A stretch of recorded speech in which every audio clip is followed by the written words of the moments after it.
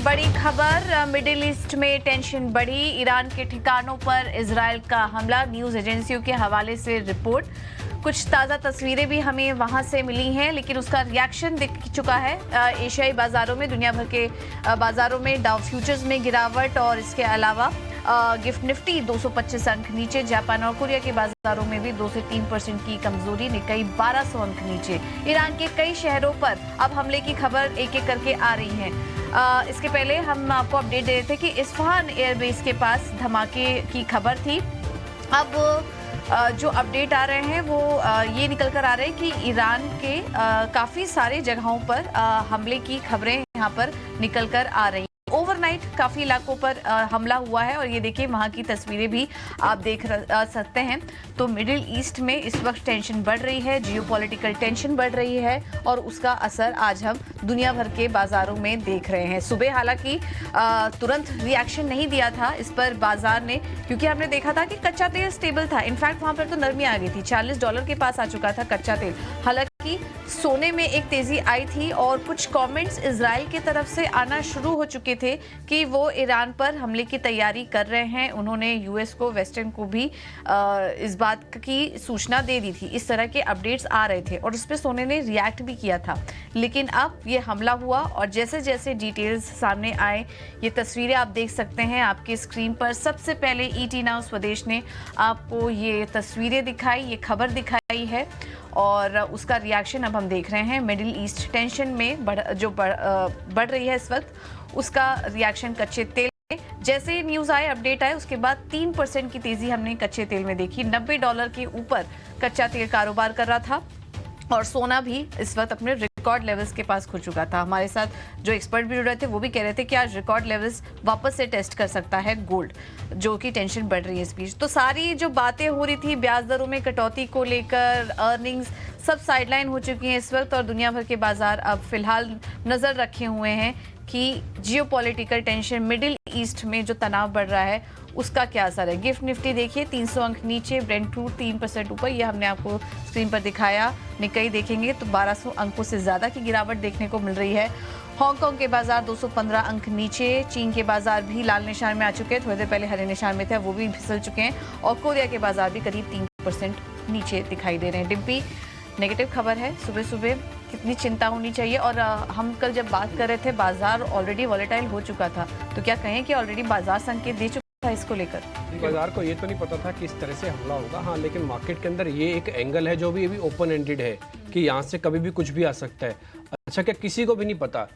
कोई भी ईरान की सरकार या इजराइल की सरकार किसी भी देश को बता के या पूरे मार्केट में हो हल्ला मचा के कोई हमला नहीं करेगी। ये सारे के सारे स्ट्रेटजिकल वॉर्स होते हैं, और इन वॉर्स की किसी को कानों कान तक खबर नहीं होती है। यहाँ तक कि वहाँ के देश की कई एरियाज़ को, कई यूनिट्स को भी नहीं पता होता। तो इसलिए वहाँ से क्या निकल के आएगा ये किसी को भी नहीं मालूम है। और ये रिएक्शन क्या इमीडिएट रिएक्शन है या फिर रिएक्शन कंटिन्यू होगा? देखिए, अभी का ये रिएक्शन इमीडिएट लगता है। मैं वजह आपको बताता हूँ क्यों। जब ईरान और इजराइल की जो वॉर शुरू हुआ तो सबसे पहले असर आना चाहिए था क्रूड पे। क्रूड इन वॉर से पहले ही 90 पहुंच गया था, और उसके बाद का इम्पैक्ट को बहुत ज़्यादा नहीं है। अभी ये नए हमले हुए हैं, इससे ये लग रहा है कि अभी मामला ठंडा होने नहीं जा रहा, अभी तो और गर्म है। इसलिए जो इमीडिएट रिएक्शन है वो आपका क्रूड पे आया। दूसरा, भारत को क्या लेना देना है इससे? क्या भारत का कोई कनेक्शन है इस वॉर से? भारत का डायरेक्ट नहीं, लेकिन हाँ इनडायरेक्ट बहुत सारे कनेक्शन है। पहला तो मैं स्ट्रेटजिकली बता देता हूँ, भारत ईरान के और इजराइल के दोनों के बहुत करीब है। ईरान पहली ऐसी कंट्री बना था जिसने डॉलर छोड़ के रुपये के अंदर हमारा पेमेंट को एक्सेप्ट कर लिया था, आपको ध्यान होगा। इसके अलावा ईरान हमारे लिए बहुत इंपॉर्टेंट, एक स्ट्रेटजिकली या बिजनेस के पॉइंट ऑफ व्यू से भी बहुत इंपॉर्टेंट है, क्योंकि बहुत अच्छा इंपोर्ट और एक्सपोर्ट होता है। खासकर LNG वगैरह भी ईरान से हम काफ़ी हद तक लेते हैं, हमारी कई कंपनीज के कॉन्ट्रैक्ट ईरान से हैं। दूसरा पॉइंट है इजराइल से। इजराइल तो हमारा वैसे भी फ्रेंड रहा है, तो स्ट्रेटजिकली भारत के लिए इंपॉर्टेंस है। इन दोनों में वॉर एक्सक्लेट होता है तो इंडिया के लिए ना केवल क्रूड की प्रॉब्लम है बल्कि रिलेशंस की भी प्रॉब्लम आएगी, क्योंकि फिर एक तरफ कहीं ना कहीं आपको खड़ा होना पड़ेगा। इससे पहले जब रशिया का और यूक्रेन का वॉर हुआ था तब भी भारत ने बहुत ही इंटेलिजेंटली मैटर किया था। तो फिलहाल इसको खबर को अब यहीं रोकते हुए हम थोड़ा और आगे बढ़ जाते हैं, ताकि मोटा मोटी आपको आंकड़ा ये दिख गया, समझ में आ गया कि ये मैटर अभी ओपन एंडेड है। ये तो है पहला मामला, ये ओपन एंडेड है। अब आ जाते हैं हम जरा दूसरे कई चीज़ों पे। एक बार जरा ट्रिगर्स दिखा देंगे आप, आज के जो अहम ट्रिगर्स हैं उसी से कार्यक्रम की शुरुआत करते हैं। उसमें से ये एक अहम ट्रिगर था जो हमने आपके सामने रख दिया। इसके अलावा आज इलेक्शंस हैं, इसके अलावा आज देखेंगे आप एक एफआईएस की बिकवाली हुई मार्केट के अंदर। इसके अलावा मार्केट के अंदर जो बहुत कुछ हो रहा है, सारे के सारे खबरें इस समय इंपॉर्टेंट हो जाते हैं। एक काम हम करते हैं, जरा पूजा से कुछ और भी ग्लोबल है इसके अलावा, तो पूजा जरा हमको पहले नोटिस करवा दो, फिर हम कार्यक्रम को आगे बढ़ाएंगे। अगर इसके अलावा कुछ और है तो, हालांकि अभी आप बता रहे थे कि इसी पे ही सब नज़र घूम रही है, जरा दिखाएं इसके अलावा कुछ है तो। इसके अलावा काफी डेटा पॉइंट्स तो आ रहे थे, लेकिन जैसा कि हमने आपको बता दिया कि वो सारी चीजें अब साइडलाइन हो चुकी हैं। फोकस यही है ग्लोबली जो सबसे बड़ा अपडेट हो रहा है। उसके अलावा कुछ और भी चीजें हुई हैं। ब्याज दरों को, यूएस वीकली जॉबलेस क्लेम जो आंकड़े आए हैं वो 2.12 लाख की बढ़त वहां पर देखने को मिली। अनुमान से थोड़े कम थे ये आंकड़े, जो कि और मार्च एग्जिस्टिंग होम सेल्स में 4.3% की गिरावट देखने को मिली, वो भी अनुमान से बेहतर थी। यूएस में कुल मिला के जो इकोनॉमिक आंकड़े आ रहे हैं वो स्थिति को दिखा रहे हैं कि काफी मजबूत स्थिति है इस वक्त, और इस वजह से ब्याज दरों में जो कटौती की बात हो रही थी, ये एक इंपॉर्टेंट अपडेट आपको दे देते हैं। ब्याज दरों में कटौती की बात जो हो रही थी, अब वो धीरे धीरे आगे शिफ्ट होते जा रही है। जून के बाद अब सितंबर में हो रहा है, और कुछ फेड ऑफिशियल्स ये भी कह रहे हैं कि 2025 से पहले कटौती देखने को शायद ना मिले। इस वॉर ने एक काम और कर दिया कि आपकी जो ब्याज दरों में कटौती होने जा रही थी, जैसे पूजा आपको बता रही है, पहले तो 5, 6, 7 तक भी बात चली गई थी, अब तो शायद कटौती ना भी हो, ऐसा भी हो सकता है। तो ये एक प्रॉब्लम है जो और जनरेट हुई है इस वॉर से, क्रूड वगैरह के अलावा, ठीक है, सप्लाई चेन के अलावा, कि आपके ग्लोबल मार्केट में जो एक माहौल बन रहा था वो खत्म हो गया। इस बीच आप गिफ्ट निफ्टी ऊपर देख पा रहे होंगे, करीब 450 पॉइंट की गिरावट है। अगर आपको ध्यान होगा तो पिछले कई दिनों में अब तक की सबसे बड़ी गिरावट होगी। मेरे को भी थोड़ा टाइम लगेगा चेक करने में ये कितने समय तक की गिरावट है, लेकिन आप मोटा मोटे मान लीजिए, मेरे को लगता है इस साल की वन ऑफ द बिगेस्ट गिरावट में से एक है, जो गैप डाउन अगर एज इट इज़ उतार के ले आए तो। अच्छा, एज इट इज़ उतर सकता है, इसकी प्रोबेबिलिटी कितनी है, इसके चांसेस हाई हैं। वो आप अगर निकाई, कॉस्पी या एशियन मार्केट्स और चेक करेंगे ना, वहाँ पे गिरावट 3% तक की है। और अगर हम गिफ्ट निफ्टी की कैलकुलेशन डाल दें 370 पॉइंट की, तो परसेंटेज में करीब 0.25% बनता है। तो इसलिए कोई बड़ी बात नहीं कि इतने ही गैप को हम एज इट इज़ मार्केट का साथ उतार के ले आएँ। ये पहला पॉइंट है। दूसरा, हालांकि यूरोपियन बाजार इससे थोड़ा डरा हुआ ज़्यादा नहीं है, क्योंकि ताज़ा हमले हैं, इसलिए पहला रिएक्शन एशियन मार्केट्स पे आना था, इसलिए एशियन मार्केट से पहला रिएक्शन आया है। इंडिया भी एशिया का ही पार्ट है। देखते हैं आगे चल के इसमें अभी क्या होता है। ये बहुत इंपॉर्टेंट है समझना कि आगे चल के वॉर में क्या होता है। देखिए, पता किसी को भी नहीं है, गलत एनालिसिस करने से अच्छा है कि एनालिसिस ना किया जाए, अभी शांति से बैठ दिया जाए, देखा जाए।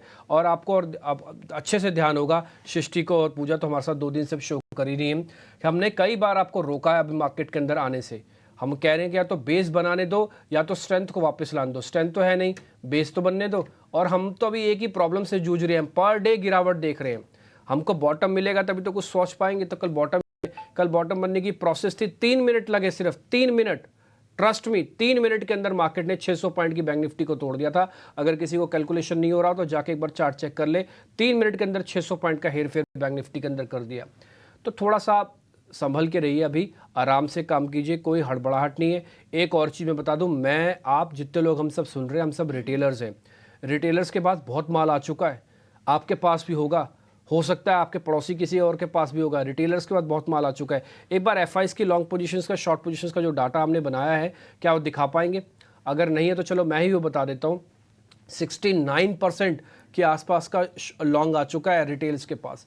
तो रिटेल जो बाइंग ऑन डिप कर रहा है ना, अभी थोड़ा रुक जाए वो बाइंग ऑन डिप करने से। और हमने कल परसों से आपको रोक रहे हैं बैक टू बैक। ठीक है, देखते हैं अब आगे क्या होता है। एक एक करके सवालों के जवाब देना शुरू करते हैं। सृष्टि, अगर आप सवाल पूछना चाहे तो हम बिल्कुल तैयार हैं उसके लिए। जी हाँ, बिल्कुल। अब ये समझना काफ़ी इम्पॉर्टेंट हो जाएगा डिम्पी, क्योंकि कि कहाँ आज सपोर्ट लेवल्स दिख रहे हैं, और साथ ही एफआईएस डीआईएस ने किस तरीके से अपनी पोजीशनिंग करी हुई है। क्योंकि आप देखिए, जो यूएस के फ्यूचर्स हैं, डाउ जोन्स फ्यूचर्स 400 अंकों से ज़्यादा की गिरावट दिखा रहे हैं, पर उससे भी ज़्यादा गिरावट जो है हमें गिफ्ट निफ्टी ऐसे संकेत दे रहा है। और डिम्पी, एक बार फिर से बिकवाली आती हुई दिखी हमने एफआईएस की तरफ से, और ये बिकवाली रुकने का नाम नहीं ले रही। कल का अगर हम डेटा देखें या कल का अगर हम मूवमेंट देखें, प्राइस एक्शन देखें, तो किसी ने ऊपरी स्तरों पे तो भारी मात्रा में बिकवाली की है। क्योंकि कई सारे लार्ज कैप स्टॉक्स निफ्टी, जब हम डिम्पी सुबह भी हम शो कर रहे थे, अपने आप को होल्ड कर रहे थे, बढ़त दिख रही थी। पर एकाएक 1:30 बजे जिस तरीके की बास्केट सेलिंग आई है, वो थोड़ी सी स्कैरी ज़रूर थी। और शायद लोग थोड़ा सा एंटिसिपेट ज़रूर कर रहे होंगे कि क्या कुछ ओवरनाइट ऐसी खबरें आ सकती हैं, तो थोड़े से वो सिक्योर हो गए। पर अभी बताइए डिम्पी कि एफआईएस डीआईएस के आंकड़े क्या रहे हैं और एफआईआईज ने कल से लेकर अब तक अपनी पोजीशनिंग में क्या बदलाव किए हैं? देखिए, अभी आपने एक वर्ड इस्तेमाल किया कि किसी ने, वो किसी ने कुछ नहीं है, वो किसी ने एफआईज हैं। और हम आपको 3 दिन से लगातार बता रहे हैं वो किसी ने वाला नहीं है, वो सिर्फ एफआईज हैं जो माल बैक टू बैक बेच रहे हैं। और ये माल वीक हैंड्स में ट्रांसफर हो रहा है। सृष्टि, सबसे इंपॉर्टेंट बात है, अगर आप गौर से सुनेंगे तो हम एक एक परत दर परत आपके सामने सारे डाटा का एनालिसिस करते हैं। हमें थोड़ा समय लगता है इन सब चीज़ों को बताने या खुद से पढ़ने में भी, लेकिन हम कोशिश कर रहे हैं कि सटीक आंसर्स आपके दे पाएँ। पहला पॉइंट कि एफआईज ने ऐसा क्या कर रहे हैं। देखिए, कल जब बल्क में ट्रेड हुआ ना, तो एफआईज के उसका बहुत बड़ा रोल था। आपको हम बता देता हूँ इनकी लॉन्ग होल्डिंग कितनी होगी। इनकी लॉन्ग होल्डिंग हो गई 39%, 32%। ठीक है, अब आप ये सोच के देखिए, बस थोड़ा सा ही दिमाग लगाइए कि एक हफ्ते पहले ये करीब 60% के आसपास लॉन्ग पोजीशंस लेके बैठे थे। ट्रस्ट में 60% के आसपास एक हफ्ते पहले लॉन्ग पोजीशंस लेके बैठे थे। आज इनकी जो एफआईज की होल्डिंग है वो घटकर सिर्फ और सिर्फ 32% रह गई है, यानी कि 50% इन्होंने माल बेच दिया। बाजार को रोकेगा कौन? एफआईज जब बेचेगा तो कौन आएगा सामने? बोले नहीं, हमारे तो एफआईज हैं, डीआईज हैं, वो रोक लेंगे। उन्होंने तो 1% भी अपनी होल्डिंग्स को नहीं बढ़ाया। उनके पास 40% का लॉन्ग था, आज भी 40% का ही लॉन्ग है। ना वो बेच रहे हैं ना वो खरीद रहे हैं। तो एफआईज माल चिपका किसको रहे हैं, यानी कि दे किसको रहे हैं एफआईज माल? वो दे रहे हैं रिटेल को। रिटेल एक हफ्ते पहले करीब 50% से कम होल्डिंग रखता था मार्केट में। लॉन्ग पोजीशंस की मैं बात बोल रहा हूँ, यानी कि करीब 45-46% रखता था। आज वो 70% है। यानी कि अगर मेरे आप बॉडी के हिसाब से सोचे तो मैं यहाँ तक भर चुका हूँ लॉन्ग पोजीशंस लेके। रिटेल यहाँ तक भर चुका है, बस ये वाला हिस्सा बाकी रह गया जिससे सांस वगैरह और बोला जा रहा है। अगर थोड़ा और भर लेगा ना तो फिर दिक्कत हो जाएगी, तो फिर मार्केट के अंदर प्रॉब्लम आएगी। रिटेल के पास बहुत बड़ा माल आ जाएगा, फिर वो बेचेगा कैसे? रिटेल कभी भी स्टॉप लॉसेस और ब्रेकडाउन्स नहीं करवा सकता। इंस्टीट्यूशनल से ही ब्रेकआउट्स होंगे। तो डीआईज चुप करके बैठे, एफआईज माल बेच रहे हैं, तो बाजार के अंदर इस तरह की गिरावट आना लाजमी है। अब इसके ऊपर हम चाहे ईरान की टैगिंग लगाएं, चाहे इसके ऊपर हम किसी भी चीज़ की टैगिंग लगाएं, वो एक अलग बात है। ये फर्स्ट कौन हुआ ये पता नहीं। क्या ईरान की वजह से एफआईज ने बेचा, कि एफआईज की वजह से पहले बिक गया, बाद में ईरान हम फैक्टर को जोड़ रहे हैं, बात की बात है डिस्कशन की। लेकिन कुल मिला के है कि मार्केट का डाटा वीक हो गया, सबसे इंपॉर्टेंट बात ये है। दूसरी बात है रिटेल के पास आ गया, तो रिटेल से वापस किसी इंस्टीट्यूशन के पास माल जाए, इसकी प्रोसेस लंबी होती है, टिपिकली एक्सपीरियंस करके देखा गया है। अब एक बात मैं आपको और बताता हूँ, 32% के आसपास की शॉर्ट पोजीशंस हैं। 32% के आसपास की शॉर्ट पोजीशंस हैं।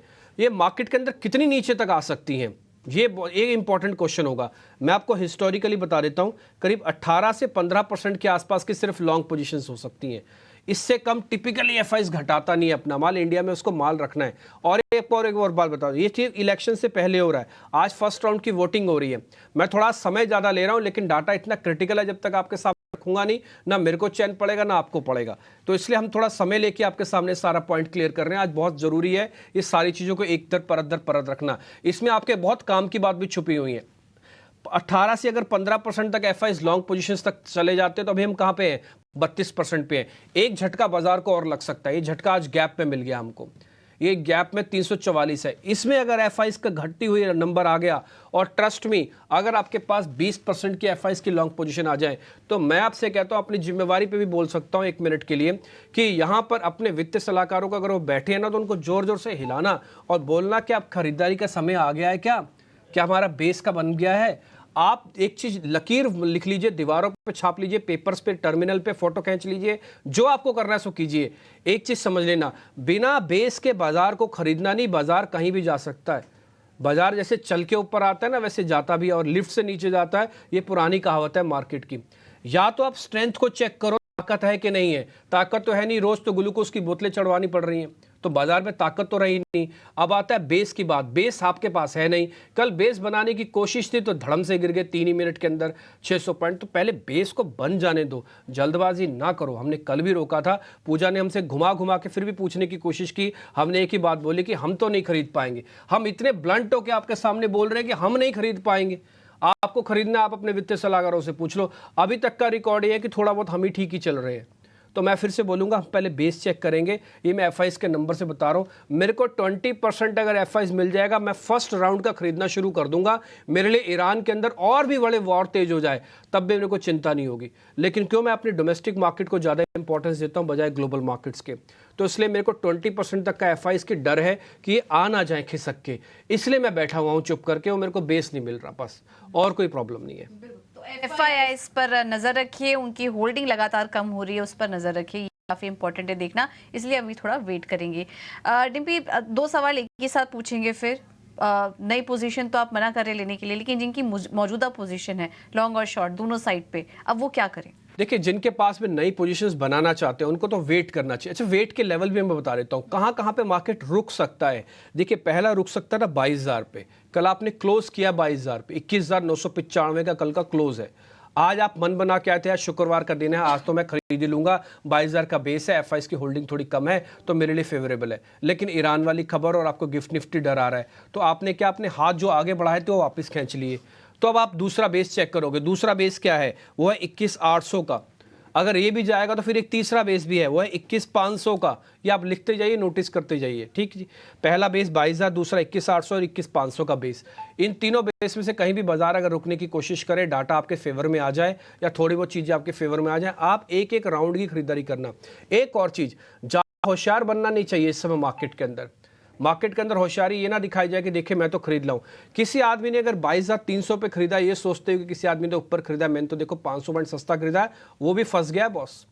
तो मार्केट को पता है कि कहाँ पे क्या पोजीशनिंग बन रही है, इसलिए आप थोड़ी सी चीज़ों को आराम से करना काम। 10-20% से माल मत लेना। बोले अपॉर्चुनिटी लॉस्ट हो जाएगा सर, होने दो अपॉर्चुनिटी लॉस्ट। पैसा लॉस्ट नहीं होना चाहिए। अपॉर्चुनिटी 1000 आ जाएंगी, पैसा एक बार चला गया नहीं आएगा, आपका कॉन्फिडेंस ही टूट जाएगा। दूसरा पॉइंट आपने पूछा जिनके पास भी लॉन्ग शॉर्ट की पोजीशन है अब वो क्या करें। देखिए, शॉर्ट वालों का तो मजे चल रहे हैं। शॉर्ट हम तो करवाई इसलिए नहीं पाए क्योंकि रोज तो गैप डाउन हो रहा था, और हम आपको कैसे कराते, गैप डाउन के बाद तो बाजार चल भी जा रहा था। तो इसलिए किसी ने अगर ऊपर पे शॉर्ट किया हुआ है तो पहला राउंड इसका 22,000 का प्रॉफिट बुक करने का था। अब मैं बोलूंगा 21,800 तक भी अगर ड्रैग करना है तो ड्रैग कर जाए, लेकिन वो भी ट्रेलिंग स्टॉप लॉस लगाए। जिनके पास शॉर्ट की पोजीशन ऊपर से कैरी हुई है, इसके अंदर हम एक पैसे का भी क्रेडिट नहीं लेंगे क्योंकि हमने तो आपको मना किया था। आप किया, ऊपर जाके किया, वो एक अलग बात है। हमारी तरफ से एक भी रुपए का भी क्रेडिट नहीं हम लेंगे अपना। दूसरा पॉइंट, हाँ इस चीज़ का क्रेडिट लेंगे कि हम आपको रोक रहे हैं खरीदारी के लिए, ये हम क्रेडिट जरूर लेंगे, ठीक। तो मैंने आपके पूछा दोनों क्वेश्चंस का जवाब दे दिया कि अंदर कहाँ पे आना है, कैसे आना है, किस रूप में आना है, और जिनके पास शॉर्ट है उनको कहाँ पे प्रॉफिट्स को बुक कर लेना है। और बैंक निफ्टी का भी पूछा, इसमें मैं ज्यादा समय नहीं लूंगा क्योंकि फ्रेश शॉर्ट्स ऑलरेडी इसके अंदर भी बने हुए हैं। बैंक निफ्टी को भी आप वेट करें। एक ही सिल्वर लाइनिंग मेरे को सिर्फ बैंक निफ्टी में दिखती है, वो सिल्वर लाइनिंग है उसका PCR पुट कॉल रेशियो, वो 0.70 पे है। आज इस गैप के साथ मैं एक्सपेक्ट करता हूँ 0.60 या थोड़ा उससे भी नीचे खिसक जाना चाहिए। आप ना तैयारी करके रखो, बस मैं ये नहीं कह रहा कि आज ही खरीदो, मैं आप इससे इतना बोलूंगा बस आप तैयारी करके रखो। एक आपको बढ़िया अपॉर्चुनिटी एंट्री करने की मिल सकती है, ठीक है, बस इतना ही बोलना चाहता हूँ और कुछ नहीं। तो फिलहाल बैंक निफ्टी को भी आज मैं ट्रेड नहीं करूंगा। इनफैक्ट मैं आपको एक और बात बताता हूँ अपने पते की, जो मैं अगर मैं टर्मिनल पे बैठा होता, मैं सौदे पंच करता हूँ, मैं कैसे करता, मैं आज चेक करता, मैं आज पहला आधा पौना घंटा तो मैं देखूंगा कि मेरे को ड्रैग कितना मारना है, अभी देखना कितना नीचे जाना है। अगर मेरे को कहीं भी बेस बनता हो दिखेगा, मेरे पास लाइव PCR का डाटा आता है, आपके पास भी आता है। अगर आप बहुत सारे टर्मिनल्स पे आप PCR का डाटा लाइव चलता है, आप उसको चेक करते रहना। FIs की होल्डिंग तो शाम को ही पता लगेगी, आपको दिन में नहीं पता लग पाएगी, ठीक। तो कुछ इंडिकेटर्स ऐसे बना लो जहां से आप चेक कर लो कि हम ओवरसोल्ड है कि नहीं है, RSI डाइवर्जेंस वगैरह सब चीज़ डाल लो। जहां आपका मन बने ना वहां पे अपने वित्तीय सलाहकारों से पूछ के करना। हम हर समय आपके साथ नहीं आ सकेंगे, लेकिन मोटा मोटी लबोलब आप यही बता रहे हैं कि अभी बैंक निफ्टी और निफ्टी को खरीदने का बेस तैयार नहीं है। एक बार तैयार हो जाए तो जरूर आना। एक और पॉइंट, काफी सारे लोगों पर चर्चा चलती है कि हम 10% 20% ले लें क्या। उसके लिए मेरा जवाब है हाँ।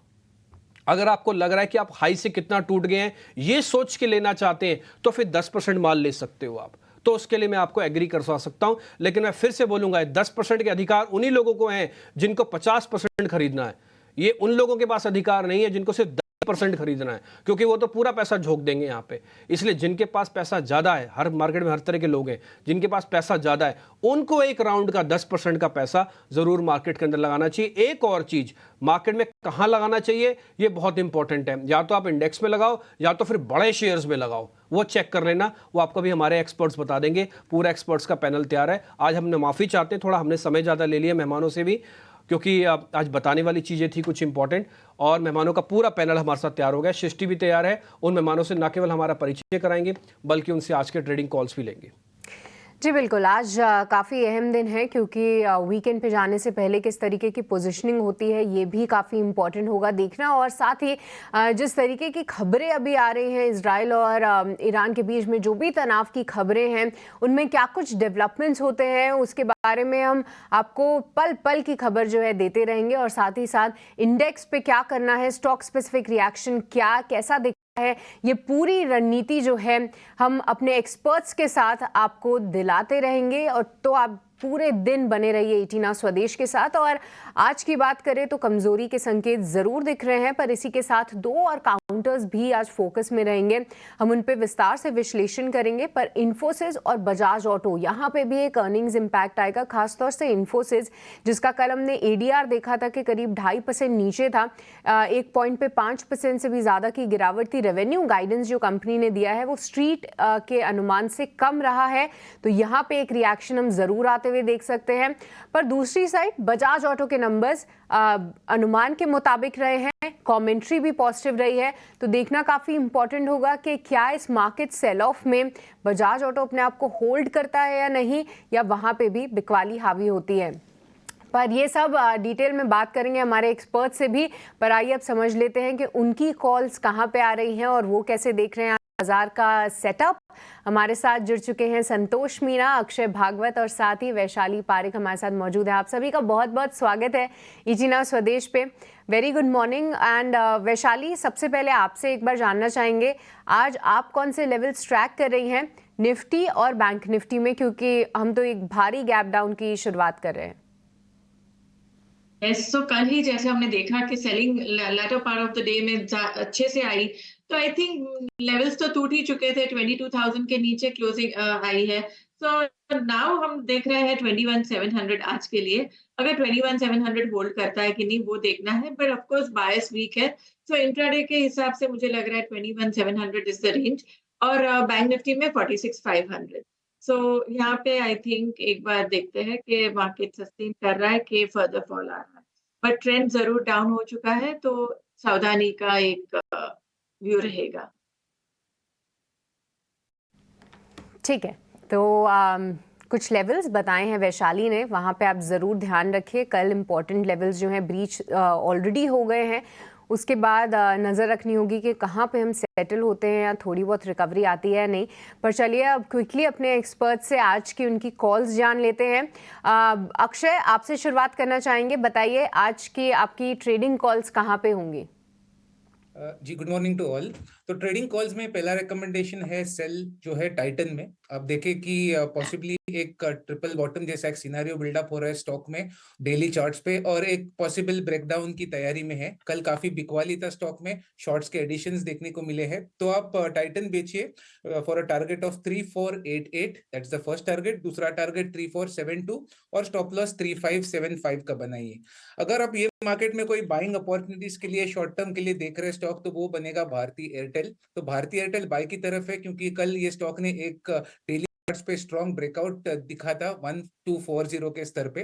तो आज ये गैप डाउन है, गैप डाउन में आपको रिविजिट होते हुए दिखेंगे ये जो स्तर है एक 1240 के आसपास। तो भारती एयरटेल पहले 10-15 मिनट सेटल होने दे, उसके बाद ही आप ट्रेड ले, क्योंकि काफी पैनिक है स्ट्रीट पे आज जो जिस तरह के का ओपनिंग दिख रहा है। भारती एयरटेल बाय करे for target of 1294, second target 1305, और ये ट्रेड में 1247 का स्टॉप लॉस बनाए। तो बाइंग ट्रेड लेना है तो थोड़ा वेट करके चले। लेकिन भारतीय एयरटेल कल भी हमने आपको हाईलाइट करवाया था कि काफ़ी स्ट्रॉन्ग स्ट्रक्चर है, कमज़ोर बाजार में भी अच्छा चल रहा था, इस स्टॉक पर आप नज़र रख सकते हैं। और ऐसे बाजार में क्वालिटी स्टॉक्स में एंट्री लेने के मौके जो दिख रहे हैं उसमें भारतीय एयरटेल एक अच्छा कैंडिडेट हो सकता है। टाइटन में बिकवाली करने की सलाह। संतोष जी, आपके ट्रेडिंग आइडियाज़ बताइए। Yes, first of all good morning everyone. So आज के मार्केट में वैसे ट्रेड करना बहुत ही मुश्किल होगा। जो हम लेवल दे रहे शायद वो लेवल भी प्रॉपर्ली मिले नहीं।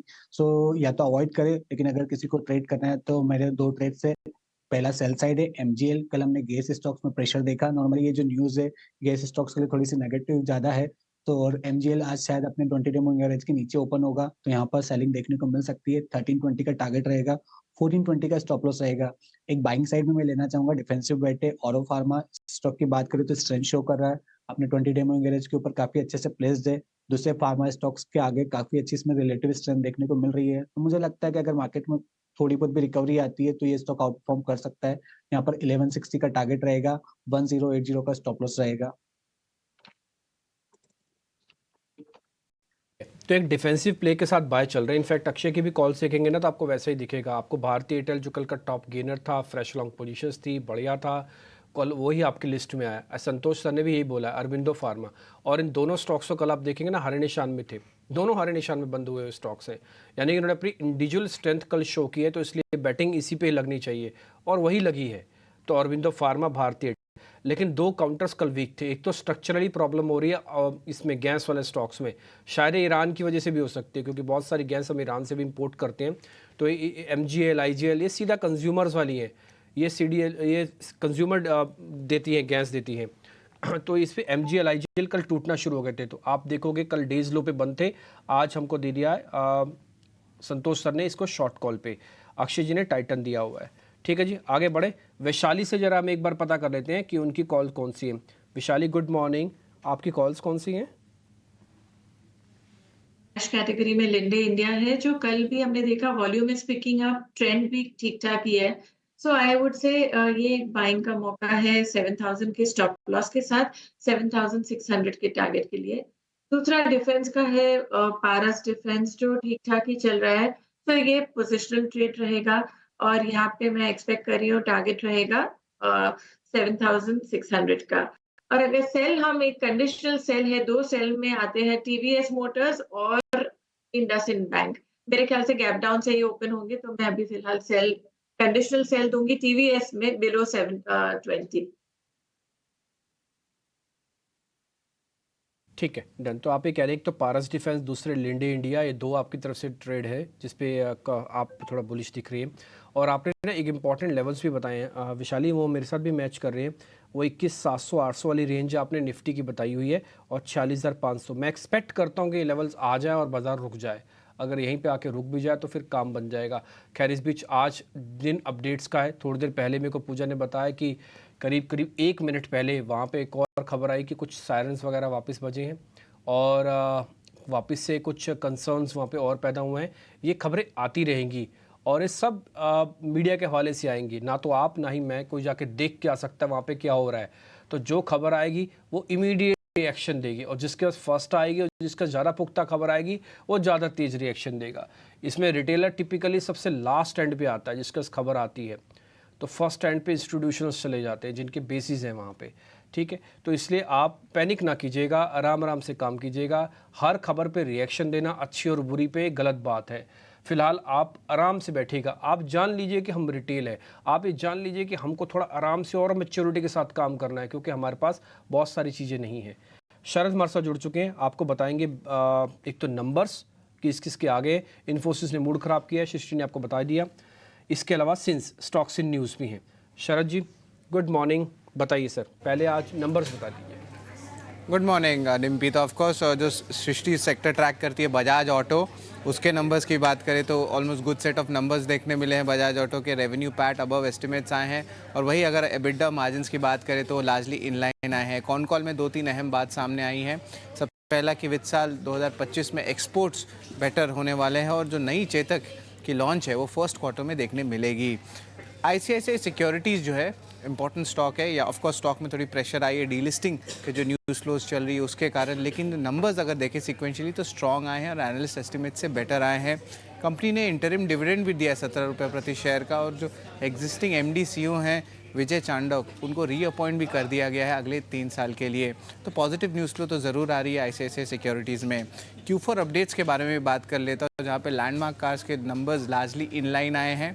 कंसोलिडेटेड रेवेन्यू 8% बढ़ा है और इस बिज़नेस में अगर बात करें तो इनका after sale service high margin business होता है। यहाँ पे एक अच्छी ग्रोथ आई है, लगभग 13% का ग्रोथ यहाँ देखने मिला है, बट लार्जली इन लाइन आया है। मार्च की अपडेट बात करें GMR एयरपोर्ट्स की तो ये बहुत स्ट्रॉन्ग आया है और जो 12 करोड़ पैसेंजर्स टोटली ट्रैवल किए हैं और लगभग 20% का ग्रोथ आया है पैसेंजर ट्रैफिक में। ये एक बड़ा मान है और एक अच्छा स्ट्रॉन्ग अपडेट जो है आपको GMR एयरपोर्ट से देखने मिला। और इंटरनेशनल पैसेंजर्स भी देखें तो 33% बढ़ा ईयर ऑन ईयर बेसिस पे। तो ये सारे अपडेट्स थे और उसके इम्पैक्ट एनालिसिस हमने आपको बताया।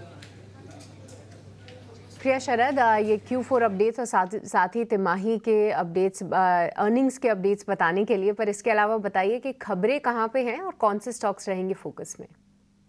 जी बिल्कुल, ITC सबसे पहले फोकस रहेगा। उनकी जो सब्सिडरी है, wholly owned subsidiary ITC infotech, उन्होंने 100% स्टेक की एक्विजिशन की ब्लेसक्लैन टेक में, जिसका वैल्यू ऑलमोस्ट 485 करोड़ रहता है। ये एक जो है क्लाउड सर्विस कंपनी है, तो एक टाइप से एक्विजिशन जो है इन लाइन है जो एक्सपेक्टेशंस था। मुथूट फाइनेंस अब इन्वेस्टर रोड शोज़ करने वाले हैं और आज से वो स्टार्ट होगा। इंटरनेशनल रोड शोज़ होने वाले हैं क्योंकि ये $2 बिलियन का एक फंड रेज कर रहे हैं मीडियम टर्म नोट प्रोग्राम को लेके। कॉनकॉर ने भी PSA मेसा के साथ जो है एक इम्पॉर्टेंट करार साइन किया और याद रखिए जो PSA मेसा है वो एक ग्लोबल पोर्ट ऑपरेटर है, तो इसके लिए पॉजिटिव रिएक्शन स्टॉक में देखने मिल सकता है। Mahindra life space developers 350 crore की जो है टोटल रेवेन्यू रेज किए हैं और 2 दिन में ही उनके बेंगलोर के एक रेजिडेंशियल प्रोजेक्ट लॉन्च को लेके। वही गोकुलदास एक्सपोर्ट्स फोकस में रहेगा, उनका 600 करोड़ का QIP इशू खुल चुका है। फ्लो प्राइस है लगभग 800 रुपये प्रति शेयर का और 2% डिस्काउंट पे है, करंट मार्केट प्राइस है। उससे भी रेगुलेशन के हिसाब से 5% तक का डिस्काउंट मिल सकता है। वोडाफोन आइडिया देश का सबसे बड़ा FPO, 18,000 करोड़ का FPO का पहला दिन का सब्सक्रिप्शन के बारे में बात करें तो लगभग 29% सब्सक्रिप्शन आई है और जो आखिरी दिन है सब्सक्रिप्शन का वो है अप्रैल 22 का। वेसुवियस इंडिया भी फोकस में रहेगा। यहाँ पे जो इन्वेस्टमेंट आउटले है वो लगभग 1000 करोड़ की कैपेक्स की प्लान उन्होंने और बढ़ा दी है और हाल ही में उनकी जो मोल्ड फ्लक्स मैन्युफैक्चरिंग प्लांट है वाइजैक में, उसका भी इनॉग्रेशन हुआ है। और आखिर में मैं एक्सिस बैंक को फोकस में रखूँगा। यहाँ पे उसकी जो अर्निंग्स है वो अप्रैल 24 को होने वाली है, लेकिन वो कंसिडर कर कि वो फंड रेज भी करेंगे। तो ऑफकोर्स अगर फंड रेज होता है और एक्सपेक्टेशंस के हिसाब से 20,000 करोड़ तक का फंड रेज होता है तो लगभग 7% का इक्विटी डाइल्यूशन हो सकता है और ROC नंबर्स पे जो है प्रेशर आ सकता है। लेकिन अभी तक कोई साइज़ जो है मैनेजमेंट ने नहीं बताया है, तो ये जो है 24 अप्रैल को ही पता रहेगा। तो ये सारे स्टॉक्स है जो आपको खबरों के दम पे आज फोकस करना चाहिए। ओके, तो खबरों के दम पे इन सभी काउंटर्स पे आप फोकस ज़रूर करिए, पर इसके अलावा नतीजों के लिहाज से इन्फोसिस भी आज फोकस में रहेगा। और ना ही सिर्फ इन्फोसिस, पूरे IT स्पेस पे नज़र रहेगी क्योंकि TCS के अच्छे नतीजों के बाद भी स्टॉक ने परफॉर्म नहीं किया, पर इन्फोसिस के नतीजे भी खास नहीं आए हैं। कैसे रहे हैं इंटरनल्स और साथ ही ब्रोकरेजेस क्या कह रहे हैं और ख़ास तौर से गाइडेंस को लेकर क्या कुछ कमेंट्री आई है, ये पूरी डिटेल्स लेकर अनीशा हमारे साथ जुड़ चुकी हैं। अनीशा बताइए।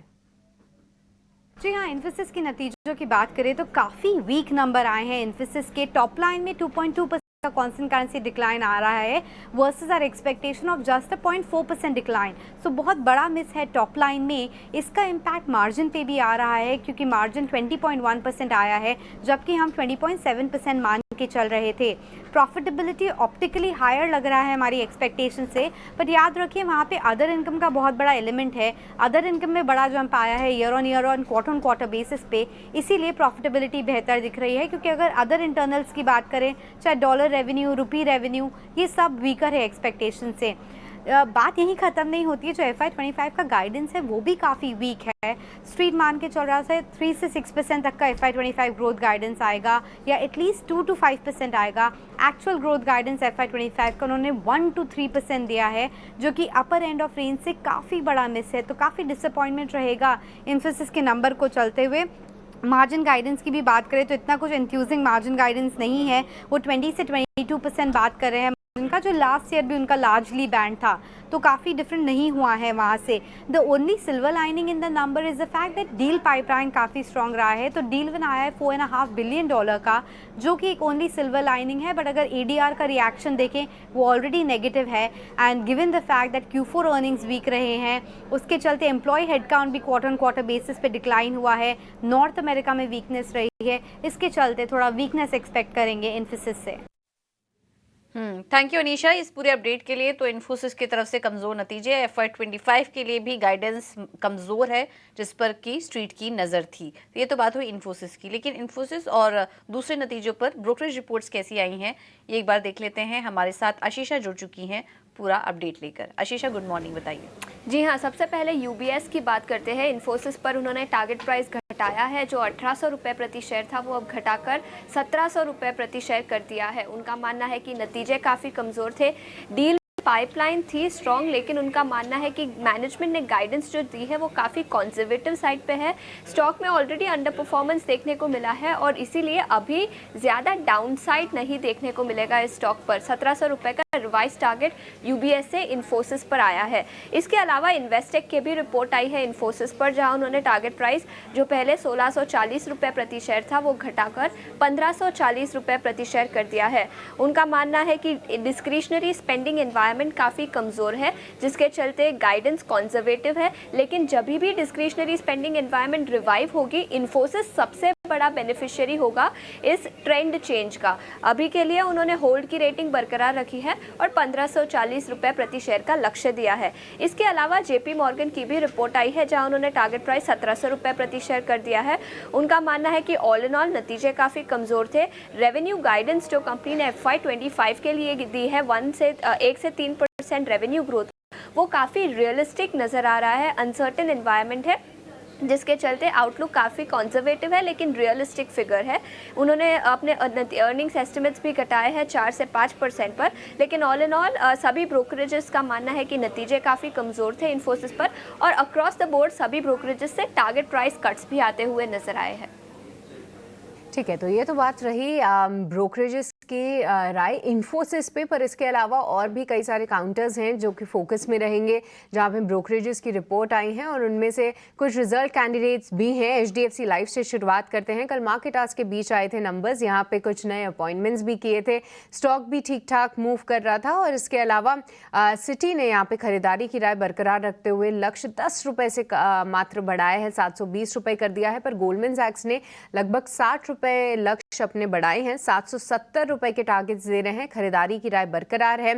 वित्तीय वर्ष 2025-26 में 7 से 10% की इनकी VNB की ग्रोथ की उम्मीदें हैं गोल्डमैन सैक्स की, और साथ ही वित्तीय वर्ष 26 से मार्जिन्स में भी सुधार मुमकिन है। तो पॉजिटिव कमेंट्री ब्रोकरेजेस की तरफ से। सैमल पे आप नजर रखिए, यानी कि संवर्धना मदरसन, कई दिनों से ये काउंटर रेडार पे है टेस्ला की एंट्री को लेकर। साथ ही साथ हमारे एक्सपर्ट्स भी इसको हाईलाइट कर रहे हैं। आज मॉर्गन स्टैनली ने इस पे ओवरवेट रेटिंग बरकरार रखते हुए 133 के टारगेट्स दिए हैं, और उनका कहना है कि आने वाले 30 दिनों में इंडेक्स के मुकाबले यहाँ पे ज़्यादा तेज़ी हो सकती है। आखिरी में बजाज ऑटो पे भी फोकस रखिए। यहाँ पे JP मॉर्गन के कुछ नए टारगेट सामने आए हैं, 10,000 के टारगेट्स कर दिए हैं। सिटी ने भी अपने हल्के से टारगेट्स बढ़ाए हैं 6,500 के, और सभी पैमानों पे हमने आपको बताया कि नंबर्स अच्छे हैं, कमेंट्री भी पॉजिटिव है। आखिरी में TVS मोटर्स पे भी आप नज़र रखिएगा, क्योंकि ये काउंटर भी सिटी के रेडार पे है। बिकवाली की राय यहाँ पे उन्होंने बरकरार रखी है, और साथ ही लक्ष्य भी 1450 के दिए हैं। तो ये कुछ काउंटर्स हैं जो कि ब्रोकरेज के रेडार पे हैं, और यहाँ पे रिपोर्ट्स आई हैं। एक छोटा सा करेक्शन ज़रूर करना चाहूँगी, माफ़ कीजिएगा। HDFC लाइफ पे कुछ टारगेट कट हुए हैं, वो प्लेट की थोड़ी सी कंफ्यूजन थी। सिटी और गोल्डमैन सैक्स ने अपने थोड़े से टारगेट्स कम किए हैं। दोनों ही ब्रोकरेज हाउसेस 710 रुपए के लक्ष्य दे रहे हैं, पर कमेंट्री जैसा कि बताया वो पॉजिटिव है। पर चलिए, ये तो रही ब्रोकरेजेस की बात। इसके अलावा कहाँ पे आज रखेंगे नज़र, ये कुछ हम एनालिसिस करते हैं हमारे एक्सपर्ट्स के साथ। और अब हमारे साथ अविनाश जी भी जुड़ चुके हैं, उनका स्वागत करेंगे। अविनाश, बहुत बहुत स्वागत है आपका 18 आवर स्वदेश पे। Good morning. सबसे पहले तो IT पे आप नज़रिया दीजिए, क्योंकि आज इन्फोसिस की गाइडेंस थोड़ा सा निराश ज़रूर करती हुई नज़र आएगी। पर जैसा कि हम देख रहे हैं अविनाश, TCS अच्छे नतीजों के बाद भी स्टॉक ने रिएक्ट नहीं किया, इन्फोसिस नतीजे ही नहीं सपोर्ट कर रहे हैं। ऐसे में क्या IT में और भी इस क्वार्टर पेन रह सकता है, बिकवाली हावी हो सकती है? Good morning Srishti. I think देखिए, नंबर्स जो आए हैं वो मोरलेस इन लाइन थे, लेकिन जो ग्रोथ कमेंट्री आई है, मेरे ख्याल से जो मार्जिन गाइडेंस है प्लस जो डॉलर गाइडेंस है, वो मेरे ख्याल से इतना एक्साइटिंग नहीं है जिससे कि हम कहें कि मार्केट में इसमें कोई बड़ी री-रेटिंग आने की पॉसिबिलिटी रहेगी। तो मेरे ख्याल से देखिए कल तो मैं देख रहा था कि शाम को एडीआर करीबन इन्फोसिस का 5-6% डाउन था। तो हो सकता है कि मार्केट्स इनिशियली स्टॉक को थोड़ा नीचे गिरा दे और जो भी ग्रोथ पोटेंशियल जो हम एक्सपेक्ट कर रहे हैं वो मेरे ख्याल से सेकंड हाफ ऑफ FY 24-25 आएगा। पहला हाफ काफी चैलेंजिंग रहेगा, तो मेरे ख्याल से जिनके पास है वो होल्ड करे, बट फ्रेश खरीदने के लिए कोई बड़ा ट्रिगर नहीं है जिससे कि स्टॉक में कोई बड़ी अपसाइड एटलीस्ट नियर टर्म में आए। तो I think at best it will be a market performer, but definitely results have been slightly below expectations on the growth commentary, because growth commentary अभी भी म्यूटेड ही लग रही है। ग्रोथ को लेके अभी भी मैनेजमेंट कॉशियस लग रहा है और यही बात शायद मार्केट को अच्छी नहीं लगेगी और शायद सुबह स्टॉक थोड़ा वीक ही खुलेगा।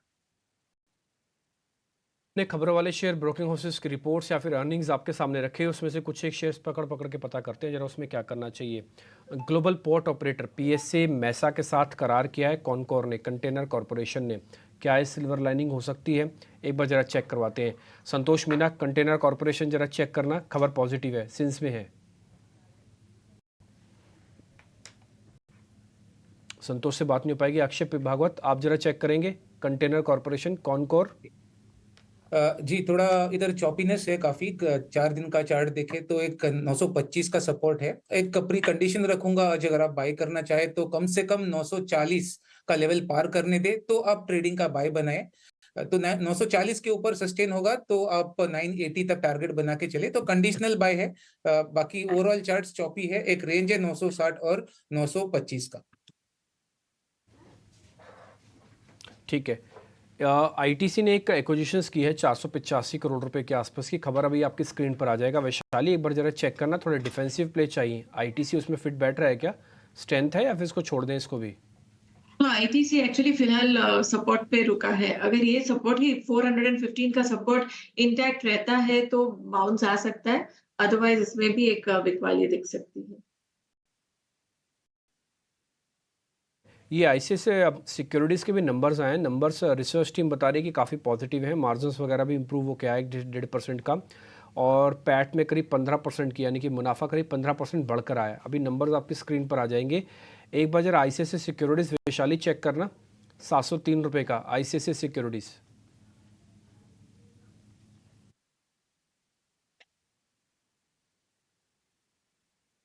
हाँ जी, 703 रुपए का है। आई थिंक नहीं, इसमें भी कुछ ठीक नहीं लग रहा है। कंसोलिडेशन था, कंसोलिडेशन भी ब्रेक हो रहा है, तो आई थिंक ये 680 690 तक जा सकता है। ठीक है। GMR एक बार अविनाश सर आपका ट्रेड चाहिए। GMR का ना ट्रैफिक डाटा आया है एक्चुअली में एयरपोर्ट का, GMR एयरपोर्ट का। वो कह रहे हैं कि काफ़ी स्ट्रॉन्ग नंबर्स हैं। एक बार जरा GMR एयरपोर्ट पे आपकी रिकमेंडेशन चाहिए सर। ये फैंसी काउंटर है रिटेलर्स का, GMR एयरपोर्ट। नहीं बिल्कुल, देखिए ये बिजनेस एक ऐसा बिजनेस है जहाँ पे कंपटीशन लिमिटेड है और ये स्केलेबिलिटी और फ्यूचर का जो रनवे है ग्रोथ को लेके वो बहुत सिग्निफिकेंट है। हम देख रहे हैं कि एयर ट्रैवल अभी ज्यादातर लोग पसंद करते हैं क्योंकि टाइम की बचत होती है, प्लस फेयर्स भी काफी कॉम्पिटिटिव हो चुके हैं। तो कहीं ना कहीं मुझे लग रहा है कि एविएशन बिजनेस को अगर हम देखें तो उससे भी कहीं बेहतर ये कंपनी है, क्योंकि इंफ्रास्ट्रक्चर बहुत बड़ा रोल एविएशन में प्ले करता है। तो जिनको लंबी अवधि के लिए ये खरीदना है, मेरे ख्याल से मार्केट अगर मान के चलिए कि अगर आज गैप डाउन खुलता है तो मेरे ख्याल से अगर थोड़ा सा ये करेक्ट होता है तो लंबे अवधि के लिए इसको जरूर अपने पोर्टफोलियो में रखना चाहिए। हालांकि देखिए अभी भी बैलेंस शीट को हम देखें तो कर्जा काफी सिग्निफिकेंट है, बट ऑपरेटिंग लिवरेज इस धंधे में बहुत बड़ा है। जिस प्रकार के प्रेजेंस इनको इंडिया में मिल रहे हैं, मेरे ख्याल से कहीं ना कहीं अगले 1.5-2 साल का अगर किसी के पास टाइम फ्रेम है तो ये शेयर डेफिनेटली एक अच्छा रिस्क रिवॉर्ड इन्वेस्टर्स को दे सकता है। क्या इन्वेस्टमेंट के लिए जो आप शेयर ढूंढ रहे हैं तो उसमें GMR एयरपोर्ट बिल्कुल फिट बैठता है। और विनाश सर ने आपको रीजनिंग बता दी है सारी की सारी, इसमें मैं ज़्यादा समय नहीं लूँगा, मोटा मोटी आपको समझ में आ गया होगा कि वो क्या कहना चाह रहे हैं। आगे बढ़ते हैं। सृष्टि ने ना बजाज ऑटो के नंबर्स का एनालिसिस भी किया, उन्होंने 2 लाइन दी है हमको। पहला लाइन ये दिया है कि रेवेन्यू और जो पैट है वो स्लाइटली अबव है, यानी कि जितना उम्मीद था उससे कहीं ज़्यादा है, लेकिन अबीटा जिसको हम ऑपरेशंस प्रॉफिट कहते हैं और जो मार्जिनस हैं वो इन लाइन है। तो ये मैंने आपको 1 लाइनर बता दिया, नंबर्स अभी आपकी स्क्रीन पर आ जाएंगे। संतोष सर, शेयर में कितनी ताकत है ये आप चेक कर लो। यस डिम्पी, इसका स्ट्रक्चर अभी भी बुलिश है, हालांकि इसमें एक बहुत ही बड़ी हम रैली ऑलरेडी देख चुके हैं, तो थोड़ा सा देखना होगा कि इस रिजल्ट के बाद कैसे रिएक्ट करता है। अगर ये 8800 का लेवल होल्ड करने में कामयाब हो जाता है तो मुझे लगता है मोमेंटम जारी रहेगा। इन केस 8800 का लेवल ब्रेक होता है तो एक बार शायद एक प्रॉफिट बुकिंग देखने को मिल सकती है, और अगर प्रॉफिट बुकिंग आती है तो शायद स्टॉक एक बार 8000 के आसपास भी स्लिप हो सकता है। वो एक फिर से री एंट्री के लिए बहुत अच्छा मौका होगा। स्टॉक का स्ट्रक्चर अच्छा है, बट ये है कि ऑलरेडी काफी चल चुका है, तो एक रिस्क होता है प्रॉफिट बुकिंग का पोस्ट अर्निंग्स।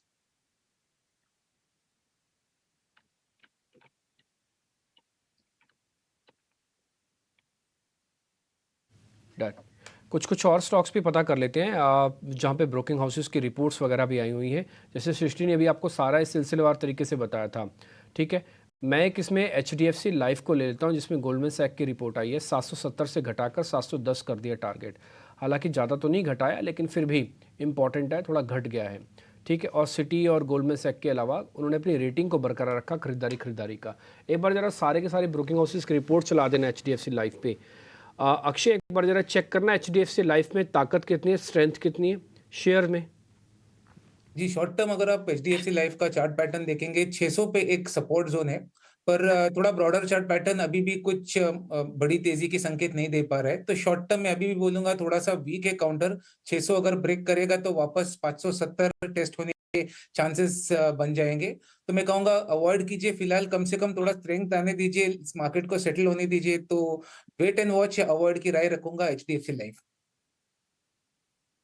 ठीक है, तो HDFC लाइफ यहाँ पे कुछ लेवल्स हैं जो कि आपको ध्यान में रखने हैं। पर चलिए, इस बीच हमारे साथ भसीन जी भी जुड़ चुके हैं। आइए उनसे समझते हैं कि आज की बाजार की चाल कैसे देख रहे हैं, वो क्या कुछ रिकवरी की उम्मीद लगाएं या नहीं लगाएं। साथ ही उनसे अपडेट्स भी लेंगे और नए कॉल्स भी आज के लिए समझेंगे।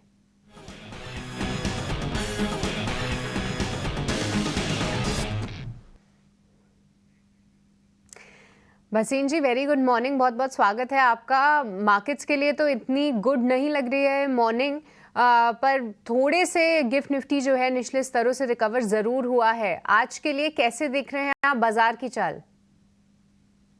हाँ, गुड मॉर्निंग सृष्टि, आपको भी, डिम्पी को भी और अभिषेक को भी। तो देखिए, फियर अनाउंस करके आता नहीं है। हमने आपको लास्ट वीक ही कहा था कि थोड़ा सतर्क रहिए, बाइंग अपॉर्चुनिटीज वापस आएंगी मार्केट में। मैंने उस समय बाय डिफॉल्ट कहा था कि 700, 800, 1000 पॉइंट तक की करेक्शन आ सकती है।